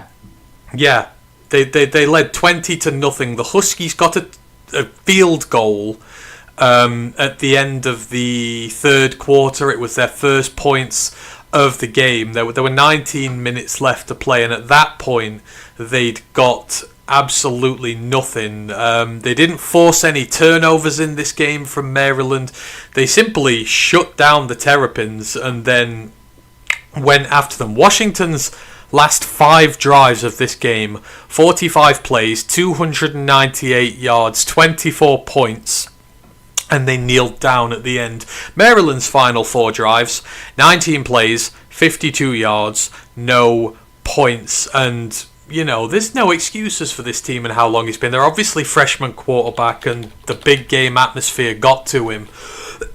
But the Pins finally looked like maybe they were going to break that glass ceiling that they've come up against, because they can't win any big games either. They had Demond Williams on the ropes for a little part of this. They were able to pick him off. Malik Washington looked good, but they forced him to throw 50 times, and Maryland rushed it 55 yards all total. I think they're one above Boston College as one of the worst rushing offenses in the nation, and you can't have the 128th ranked rushing attack in the country with a true freshman quarterback and expect to win these games, which is ultimately what happened. But 20-0 up, letting that slip is absolutely unforgivable. I mean, for Washington, balls of steel to come back from that, but this is more on Maryland. What's going on? It's their stubbornness to go with in the air raid scheme, fortunately. As you say, they were 20-0 up, but who won time of possession? Washington.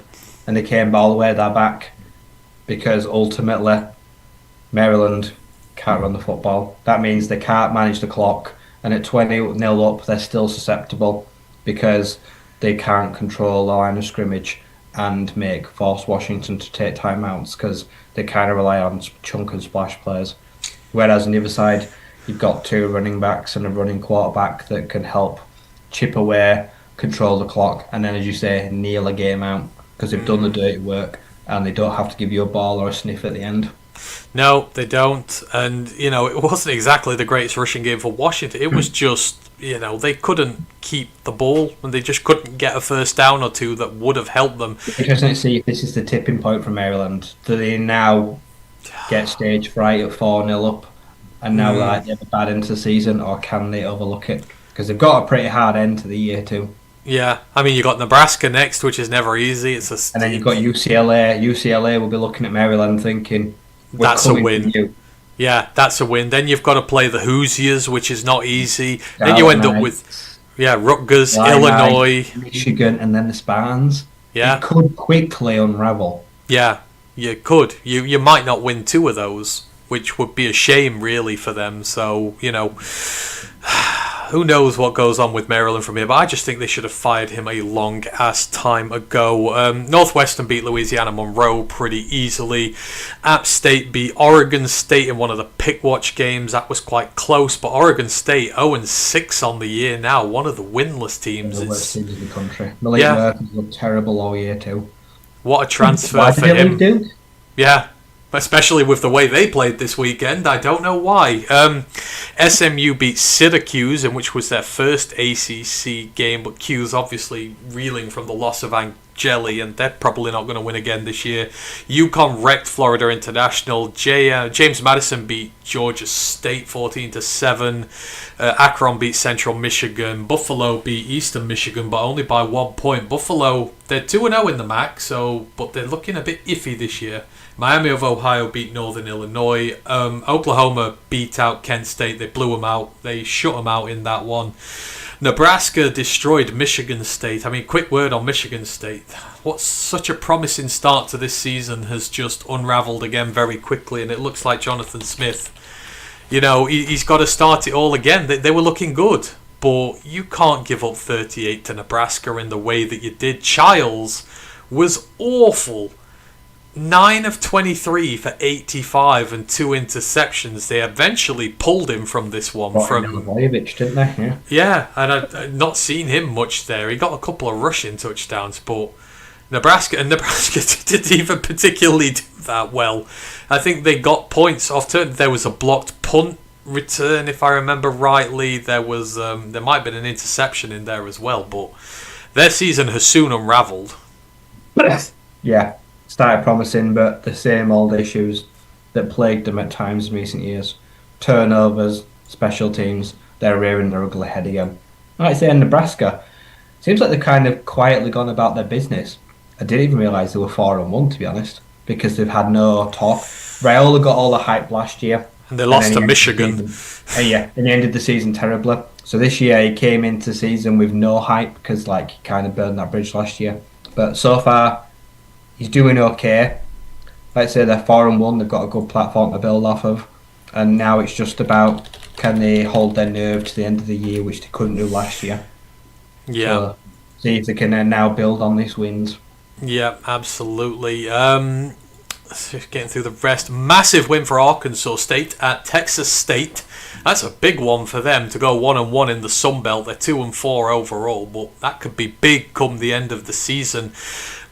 Talking about dynasties, there seemed to be a time when Coastal Carolina were going to be good forever and a day. That is not the case anymore.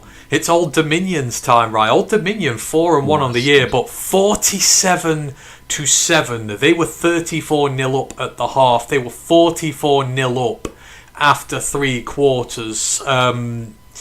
It's the old NC State offensive coordinator there at the minute. The Chanticleers are 2-3, but their time as a power in the group of 5 is over at this point. And Old Dominions, it might just be beginning. Ricky Rahn gets better and better, and he's got a legit quarterback there now in Colton Joseph. And they've got that star receiver with 3 touchdowns as well. This is ODU's time, but Coastal Cal are not what they were anymore. Nope, the Grayson McCall, Chad O'Carey's, it seems like a distant memory, and it wasn't that long ago. I remember at the start of the season when we said Coastal Carolina were going to give out free food to get people to come watch their games. It's going to take a lot more than free food to get people to come to watch the Chanticleers this year. It's not even the defeat, it's the manner. Like I say, the fact is 3 quarters, they just were not interested. No. ODU just absolutely ran through them with a train. And yeah, the Monarchs right now having an absolutely great year in the Sun Belt. They really are. Well, in the East, it's ODU, it's James Madison. Right now, it's going to be one or the other. Those two are going to have a long battle all year. They are the front runners. They're both in the same division. It's going to be a really good 2-horse race to watch them this year. As you mentioned, somewhat of an emerging QB this year in Colton Joseph. He's big. He's massive. He's got a big arm. He's got good accuracy. And right now, he's doing a really good job of protecting the ball and keeping himself clean. 5 sacks, 5 games. The O-line and his mobility. He's doing a great job of escaping all the pressure. Yep. And you you take out the performance against Indiana as well, where he threw 3 picks. He threw 4 games, is at 12 touchdowns and 1 interception. Like, playing very clean football right now. That Indiana game was an outlier, but, not many quarterbacks are going to do well against that Indiana defense. But it's his second year. He's nearly matched his passing yards total from last year. He's matched his passing touchdowns total. He's surpassed it, actually. So, insane. But Ricky Rahn he needs to get a big job soon, surely. The job he's done at ODU... They don't play James Madison this year. Oh, wait, no, they do. Yeah. 2 weeks' time, that'll be one of the biggest games in the Power 5. That will have playoff ramifications. The loser is going to really struggle to make the Sun Belt title. Yeah. It's a must-not-lose game. And who'd have thought that, ODU would be... But Rahn's only 45. Like, he has got to be due a big job soon, because this ODU team has been consistently competitive under him. And we remember what it was like when he went there. It was not very good at all. No, like I say, it was a bottom feeder before he got there. He's turned them round.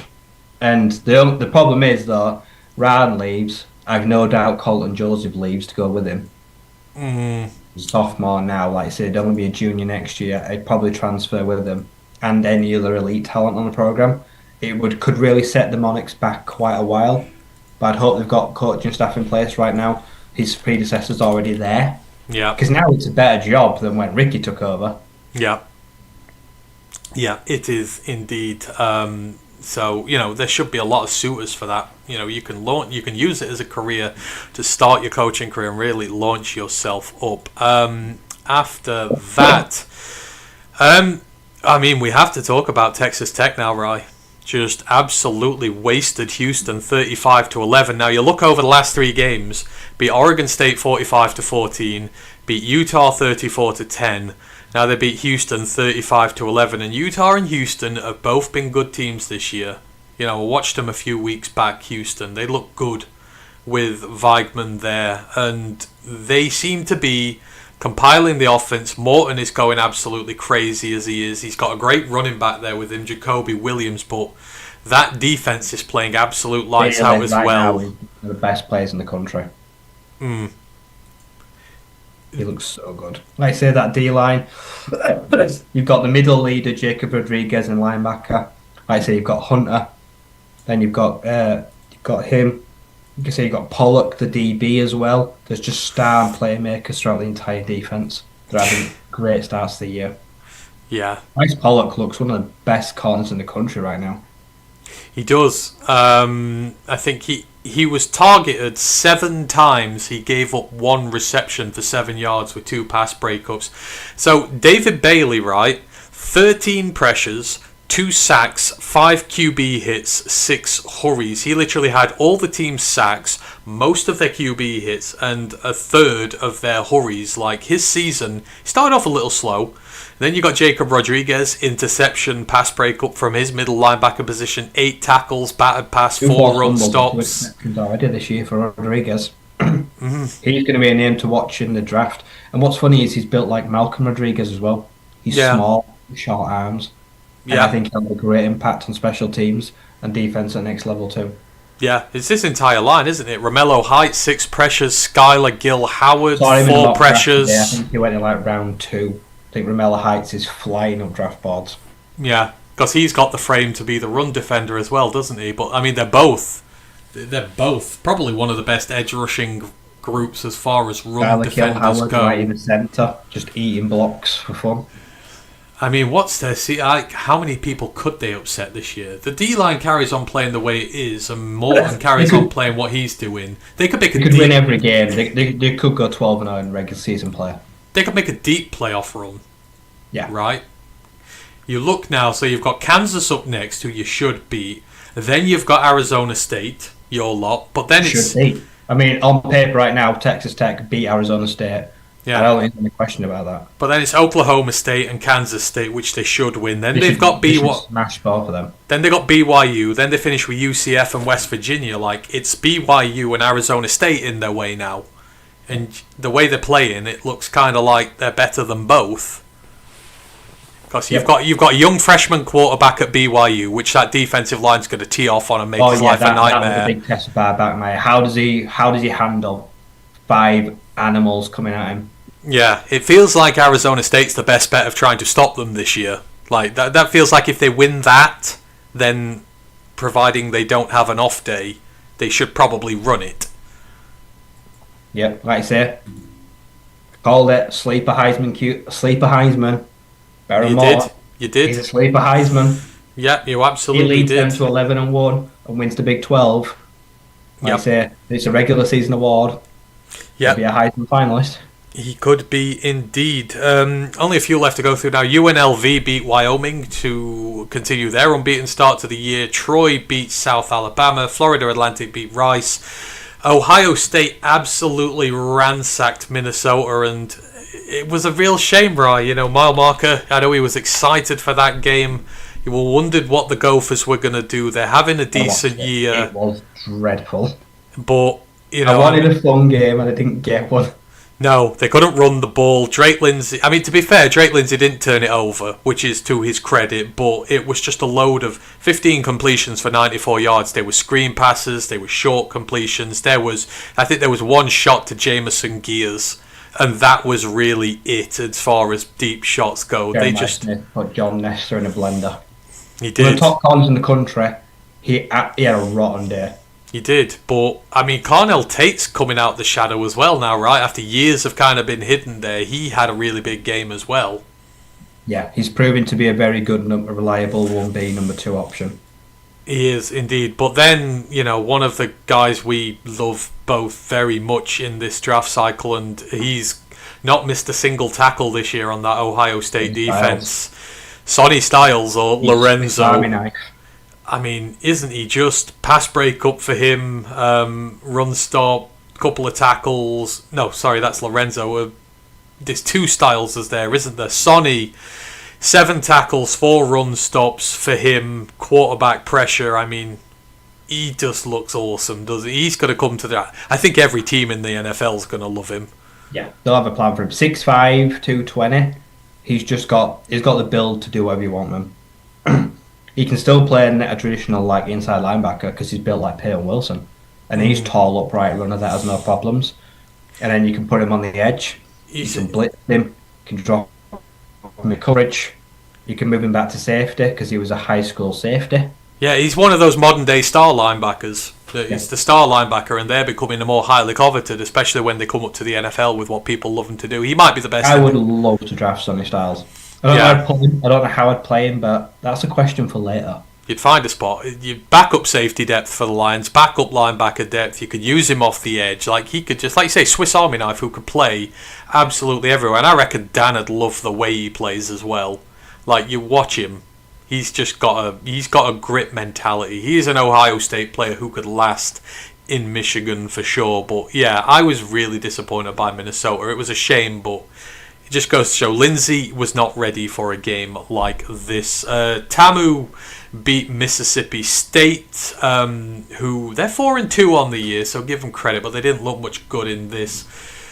You know, your Heisman candidates, TCU continue to look good. They put down another 35 burger on Colorado. Hoover threw another 4 touchdown passes. Eric McAllister. We talk about underrated receivers in the Big 12 like Chase Roberts. Eric McAllister, he's another one of those. I mean, this was quite competitive for 3 quarters. TCU just kind of pulled away late in it. But at the end, yeah. Hoover is a sleeper Heisman candidate. Yeah, because he's done it in back-to-back seasons now. Last year, you could say that it was just like, it was all Beck. Like you say, it was just a one-dimensional offense. But the fact he started this year just as strong. Like you say, his arm's very good. It's very accurate. Spreading the ball around better as well. They look better now than they did with Beck because now they've got McAllister, they've got Jordan Dwyer, the star FCS receiver, and they've got the no-gloved wonder, Mr. Joseph Manjack the fifth. They don't wear any gloves. I love that They've name. got a really good nucleus of guys now. You can't just stop one and take it away because they will keep rolling under the guys. So it's a strong team right now. Like I say, there's a really good set of guys on there. Some good defenders too. I really like Bud Clark. I had a very experienced veteran safety it'd be nice to add him to our potential rotation next year. So yeah, it's a really good team right now. It would for sure. Kansas beat UCF. UCF season continues to go off a cliff. We will do a deep dive on this because I know we said we were going to watch them, but with that much that's been going on, but UCF are 3-2 now, but they're 0-2 in the Big 12, setting up for a bad year there. Fresno State beat Nevada. They're 5-1. Memphis destroyed Tulsa. Memphis we do have to talk about because again another one of those teams that's threatening to be in the playoffs outside of the power status here. 45-7. They're now ranked 23rd. And Brendan Lewis, the former Nevada quarterback, he's looking damn impressive this year. You know, he's kind of been under the radar, stuck at Nevada there, but he's coming to his own in a Tigers outfit, and they're 6-0. Yep. If the playoffs if the playoffs started tomorrow, it would be Memphis for me. There'd be no question. Who would get the G5 playoff spot would be the Tigers. The resurgence of, like I say, Brendan Lewis definitely is one of the high points of the year. He is doing a very good job. Like I say, it's not necessarily through the air. He's doing all right through the air. Like you say, he's doing okay. But on the ground, like I say, 7 rushing touchdowns already. He only had 8 last year all season for Nevada. This Memphis scheme just suits him like a glove. Yeah, it They does. just do good jobs of giving him design run plays. They block for him really well in the red zone. They're doing a good job putting him in positions to do win. And right now, he's one of the more better, well-rounded quarterbacks in the country. He's doing a very good job.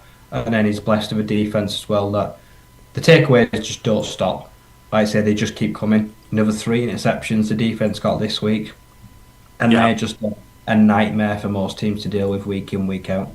They are indeed. And then the last game we've got on the week's slate, Duke. And after getting their asses handed to them a couple of times early in the year, they took that Tulane loss personally, right? Because since then, they've been perfect and they've rattled off 3 wins in a row. They took down my NC State 45-33. They took down Syracuse 38-3. Now they've dropped 45 for the second time in 3 weeks on Cal. And, you know, Darian Mensah took his time. And their defense got 3 takeaways. Shaper, the linebacker, had 12 tackles, 2 sacks, and an interception, whilst the other one, Wesley Williams, had 2 sacks and 9 tackles. One of my favourite pass rushers in the country finally woke up this week. 1.5 sacks for him. Chandler Rivers. 6.5 on the year now. Like I say, he's really making it for himself. 6'6", 250. Yeah.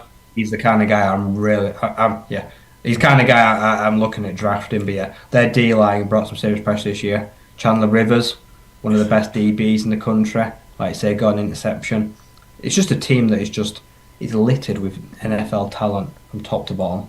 Yeah, and the defensively, 3 points last week, 21 this week, but Mensah's playing a lot better ball now. 22 of 28 last week. He was very unsettled to start the year, but he's settled in now. Yeah, 22 of 28 last week, 22 of 30 this week, over 500 yards, 5 touchdowns. Like, he's settled in there. The run game looks good.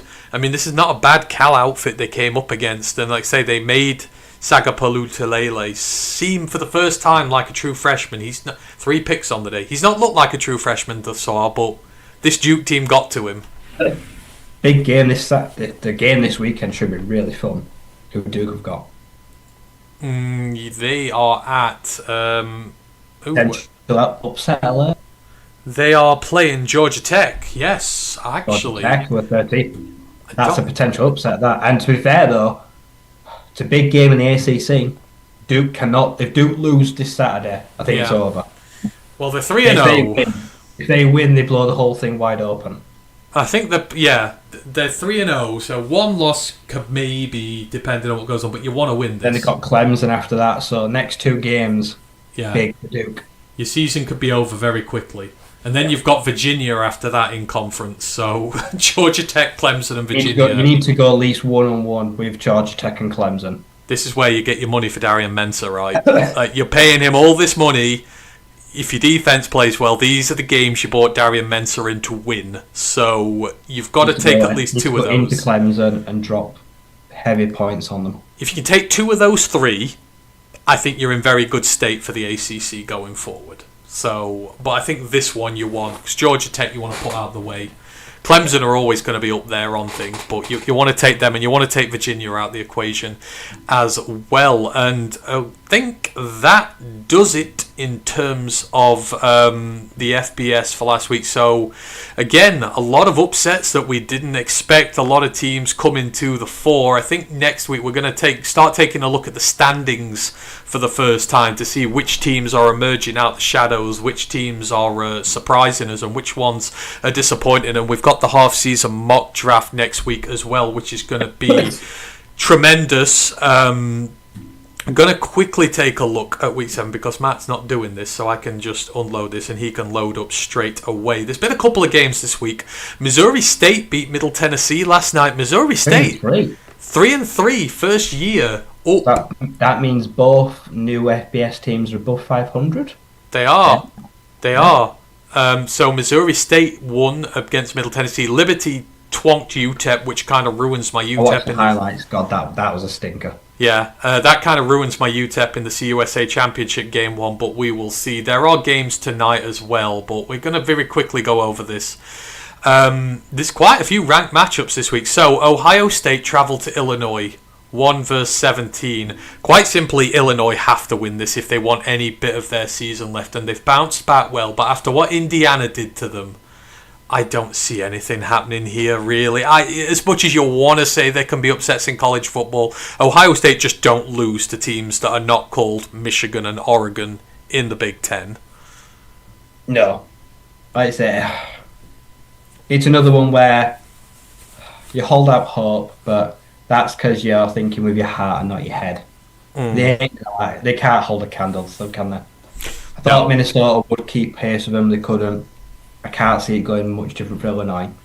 No, I cannot indeed. The one I am holding out hope for, number 7, Indiana, travelling to number 3, Oregon. Now, Indiana, you showed us last year you are a good team. You have shown us this year that you can lose a ton of talent to the draft, and you are still a very good team. You took your road test, you took your test against Illinois, and you absolutely blew them out the water. This now, with Mendoza getting hype as a possible Heisman guy, as a potential first overall pick, with Elijah Sarrett, with your run game, especially with your defense, especially that front 7 and some of the playmakers you've got in the secondary. This is now the true test of where they're at, Ryan. Like, Indiana, if they want to show that this last season and a half where they've been doubted, their schedule's been mocked, they're not as good as they are, this for me feels like they have to win this. This is not like Illinois where they could. I want Indiana to win this, and I think they should win this if they do. They've got to, right? If they want to show that they're for real. Yeah, because Oregon's the benchmark. For me, Dan Lanning is the best coach in the country. And for me, Oregon are ranked 3. But Oregon and Ohio State, they are the benchmark. Everything is stacked up against them. If you don't compete with them, then, yeah, you can't join the club. You can't come in my treehouse if you can't beat us because we're the top of the shop. And, yeah, I think Oregon have to be very wary of Indiana and Mendoza right now. Riding the crest of a wave, momentum is a real thing, and it can hurt. Like I say, yeah. I see Oregon winning, but I think it's going to be closer than I think a lot of people think it will. Yeah, this can't be the Michigan game from last year. Not Michigan game. Hang on. It can't be the Ohio State game from last year. They got not blown out technically on scoreline, but they got no offense whatsoever. They got nothing. And they just smothered them. They've got the talent, and they've shown they can replenish the talent and still win. That Illinois win has set a benchmark for them now. Like, that Illinois is a top 25 ranked team, and they put 70 on them. You've got to move up higher now. So I really, really, really want them to win this week. I know, I'm sorry, Paul, but your Ducks are the sacrifice. If the Hoosiers are going to live, then we will take that one any day of the week. Missouri, Alabama, that's a big one. Well, we need to do the pick watch. I don't want to do this. So pick watch, Red River rivalry, number 6 Oklahoma at Texas. So these are the theme here. This week on the pick watch for me is teams looking to prove themselves to be what they can be. Oklahoma at number 6, undefeated, go into their rivals who are battered, who are bruised, their pride is hurt, their quarterback is struggling with pressure. You're unbeaten, you've worked well without Mattia. It really feels like the Duke Florida State thing with fucking what's-its-face a couple of years back where the quarterback got injured just before they played him and it proved to be a bit too much for them, yet if the quarterback had been healthy, they'd have railroaded them. Are the Sooners for real this year, or will Texas bounce back? I think Michael Hawkins Jr., if he has to play, has got enough in the locker and that they should be able to avoid any upset. So I'd take the Sooners, but I don't think it'll be pretty. I'm taking Texas because I know Texas are bad, but I'm not sure Oklahoma are there just yet, and it's the Red River, so it's a bit crazy. Now we've got this one. Number 8 Alabama at number 14 Missouri. This is a prove it game for Missouri one way. 1, is Bo Pribula for real?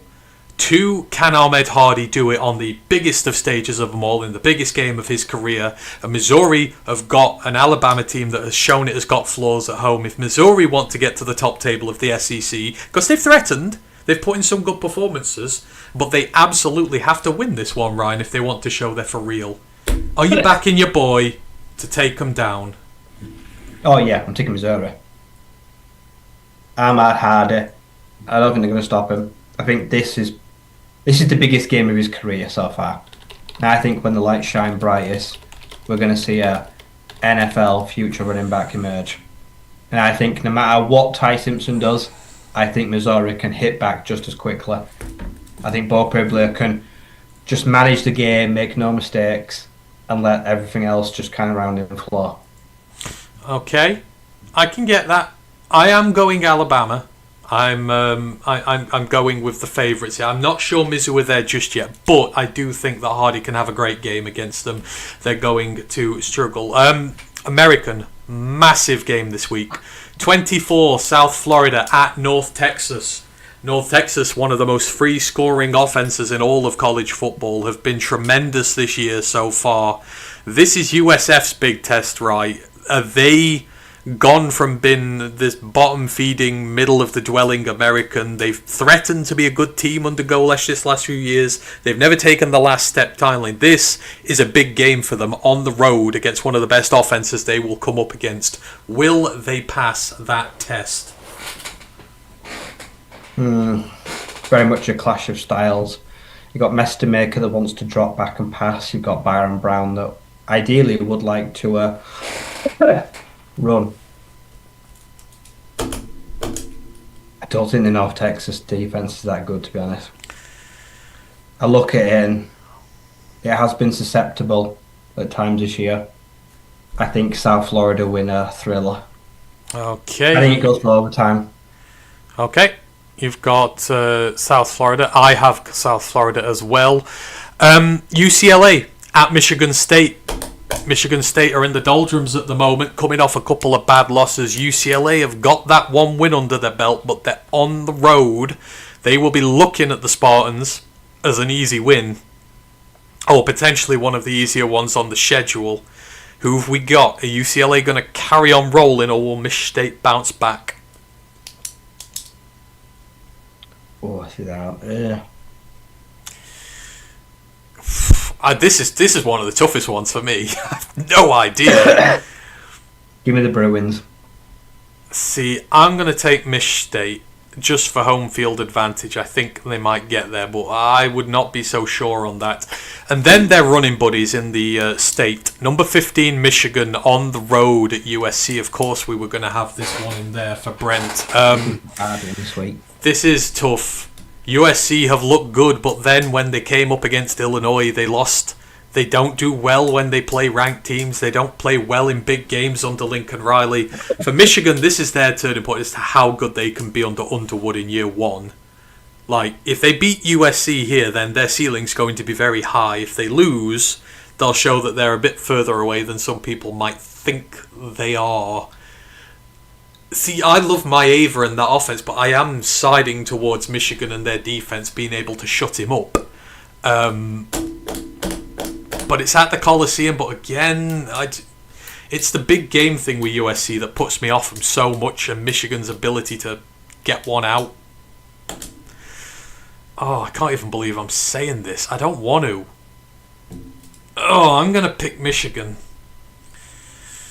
Oh, it pains me to say that. I'm going to take Michigan as well, because in USC's one loss this year, they gave up an 170-yard rusher. Haynes. I don't think their run defense is that good. Yep. I think Haynes can hurt them badly. Yep. Indeed. I just think as long as Bryce doesn't turn over the ball, I think Justice can win the game. Yep. All right. So we got a Michigan sweep over USC. Toilet bowl next. UMass at Kent State. Let me get up the figure that someone. It's been Did posted. you see that record I shared earlier? It's been posted twice. Hang on, let me get to it. UMass has lost 16 straight games versus FBS opponents. Last win was in October 2023. Kent State has lost 26 straight to FBS opponents. Last win in November 2022. A stoppable force meets a movable College object. football could have a tie. I would put my entire month's wage on it. A tie. Oh, how many overtimes? Shall we bet on how many overtimes there's going to be? Like, just 10? It's a 3-4 overtime kind of game. You've got to pick somebody. What wins? The stoppable force or the movable object? UMass at Kent State. I'd toss a coin for this one. I'm going to put my money on Kent State as the home team. But I have absolutely no confidence in that prediction whatsoever. I suppose purely for one position, got to go Kent State because the UMass quarterback. Oh, he's done anything this year. It's not Fomachan still, is it? Or have they moved on from AJ Heston, the freshman. Oh, okay. Thrown 290 yards passing. Okay, right, that's that one. We've got 4 left, and we need to get out of here ready for the next show. TCU at Kansas State. I thought this was in there, been a good one, but I probably misjudged this one a little bit. I probably should have put the Duke game in instead, but I'm assuming I know where you're going with this one. Or is it a banana skin for TCU? Who knows? Maybe that's why it's in there. I mean, purely for the fact of where I am in the pick watch, I'm going to have to go Kansas State. Even though I think TCU will win. You're going K-State. I'm going 14 games behind first place. I'm going to have to take some. I've been backed into a corner here. I'm going to have to gamble. All right. Louisiana Monroe, ULM, the Warhawks under Brian Vincent on the road to Coastal Carolina. I'm absolutely picking ULM for this one because of my close affiliation with them. We're going there, even though Coastal Cal will probably upset us. Number 18, BYU at Arizona. BYU unbeaten, but Arizona have threatened to be good this year. Does another unbeaten run come to an end, or will it continue?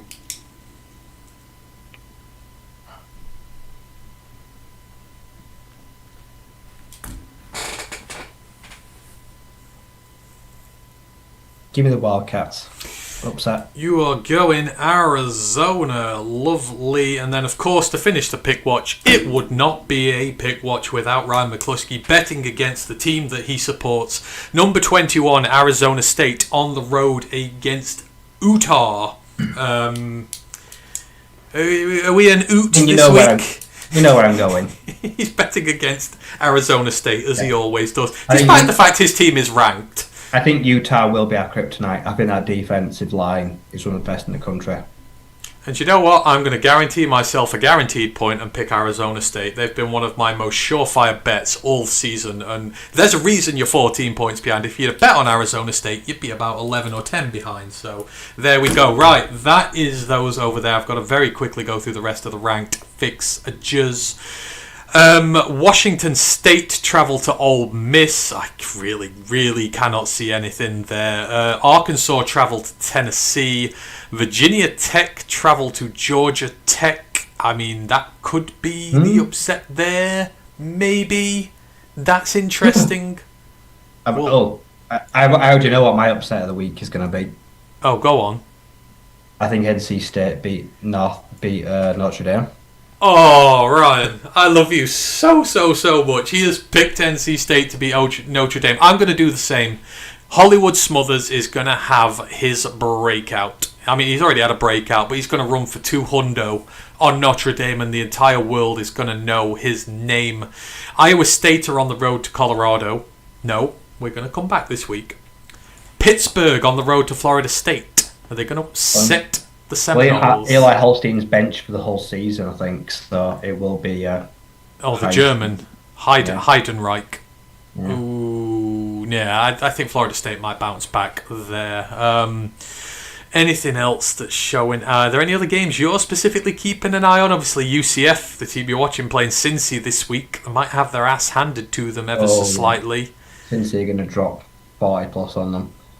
The other one. I'm pretty sure Taven Jackson's... I think he might have been benched. I think he's thinking about a quarterback change. Yeah, potentially. Florida are on the road to TAMU.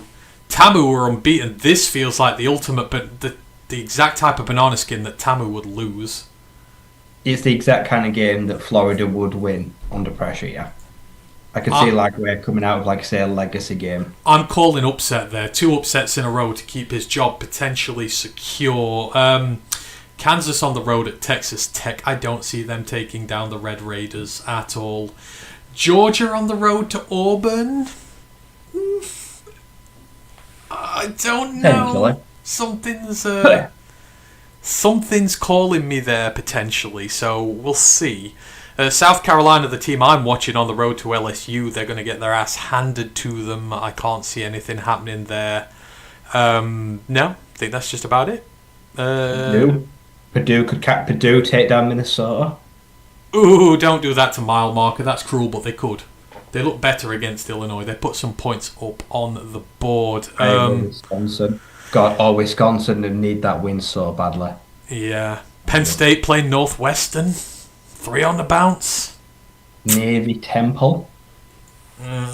Temple upset. You know what? This has the potential to be a very good slate this weekend. I think it's going to be a very costly slate for a lot of teams. Yeah. There are going to be some teams whose seasons are going to be ended. Yep. I think we'll leave it at that. So, yeah, that is everything. Your Week 6 review. The Week 7 review will be next week. As I say, we will be doing our half-season mock drafts, and we'll be taking our first real looks at the conferences and their standings, seeing which teams are going under the radar, and maybe focusing in on the unbeaten teams a little bit more. Quick question before we do go, because I do need to get out of here to allow Matt to get his show up and running. Grandizer says, is Indiana-Oregon the game of the week? I would concur. It'd be closer than Illinois-Ohio State.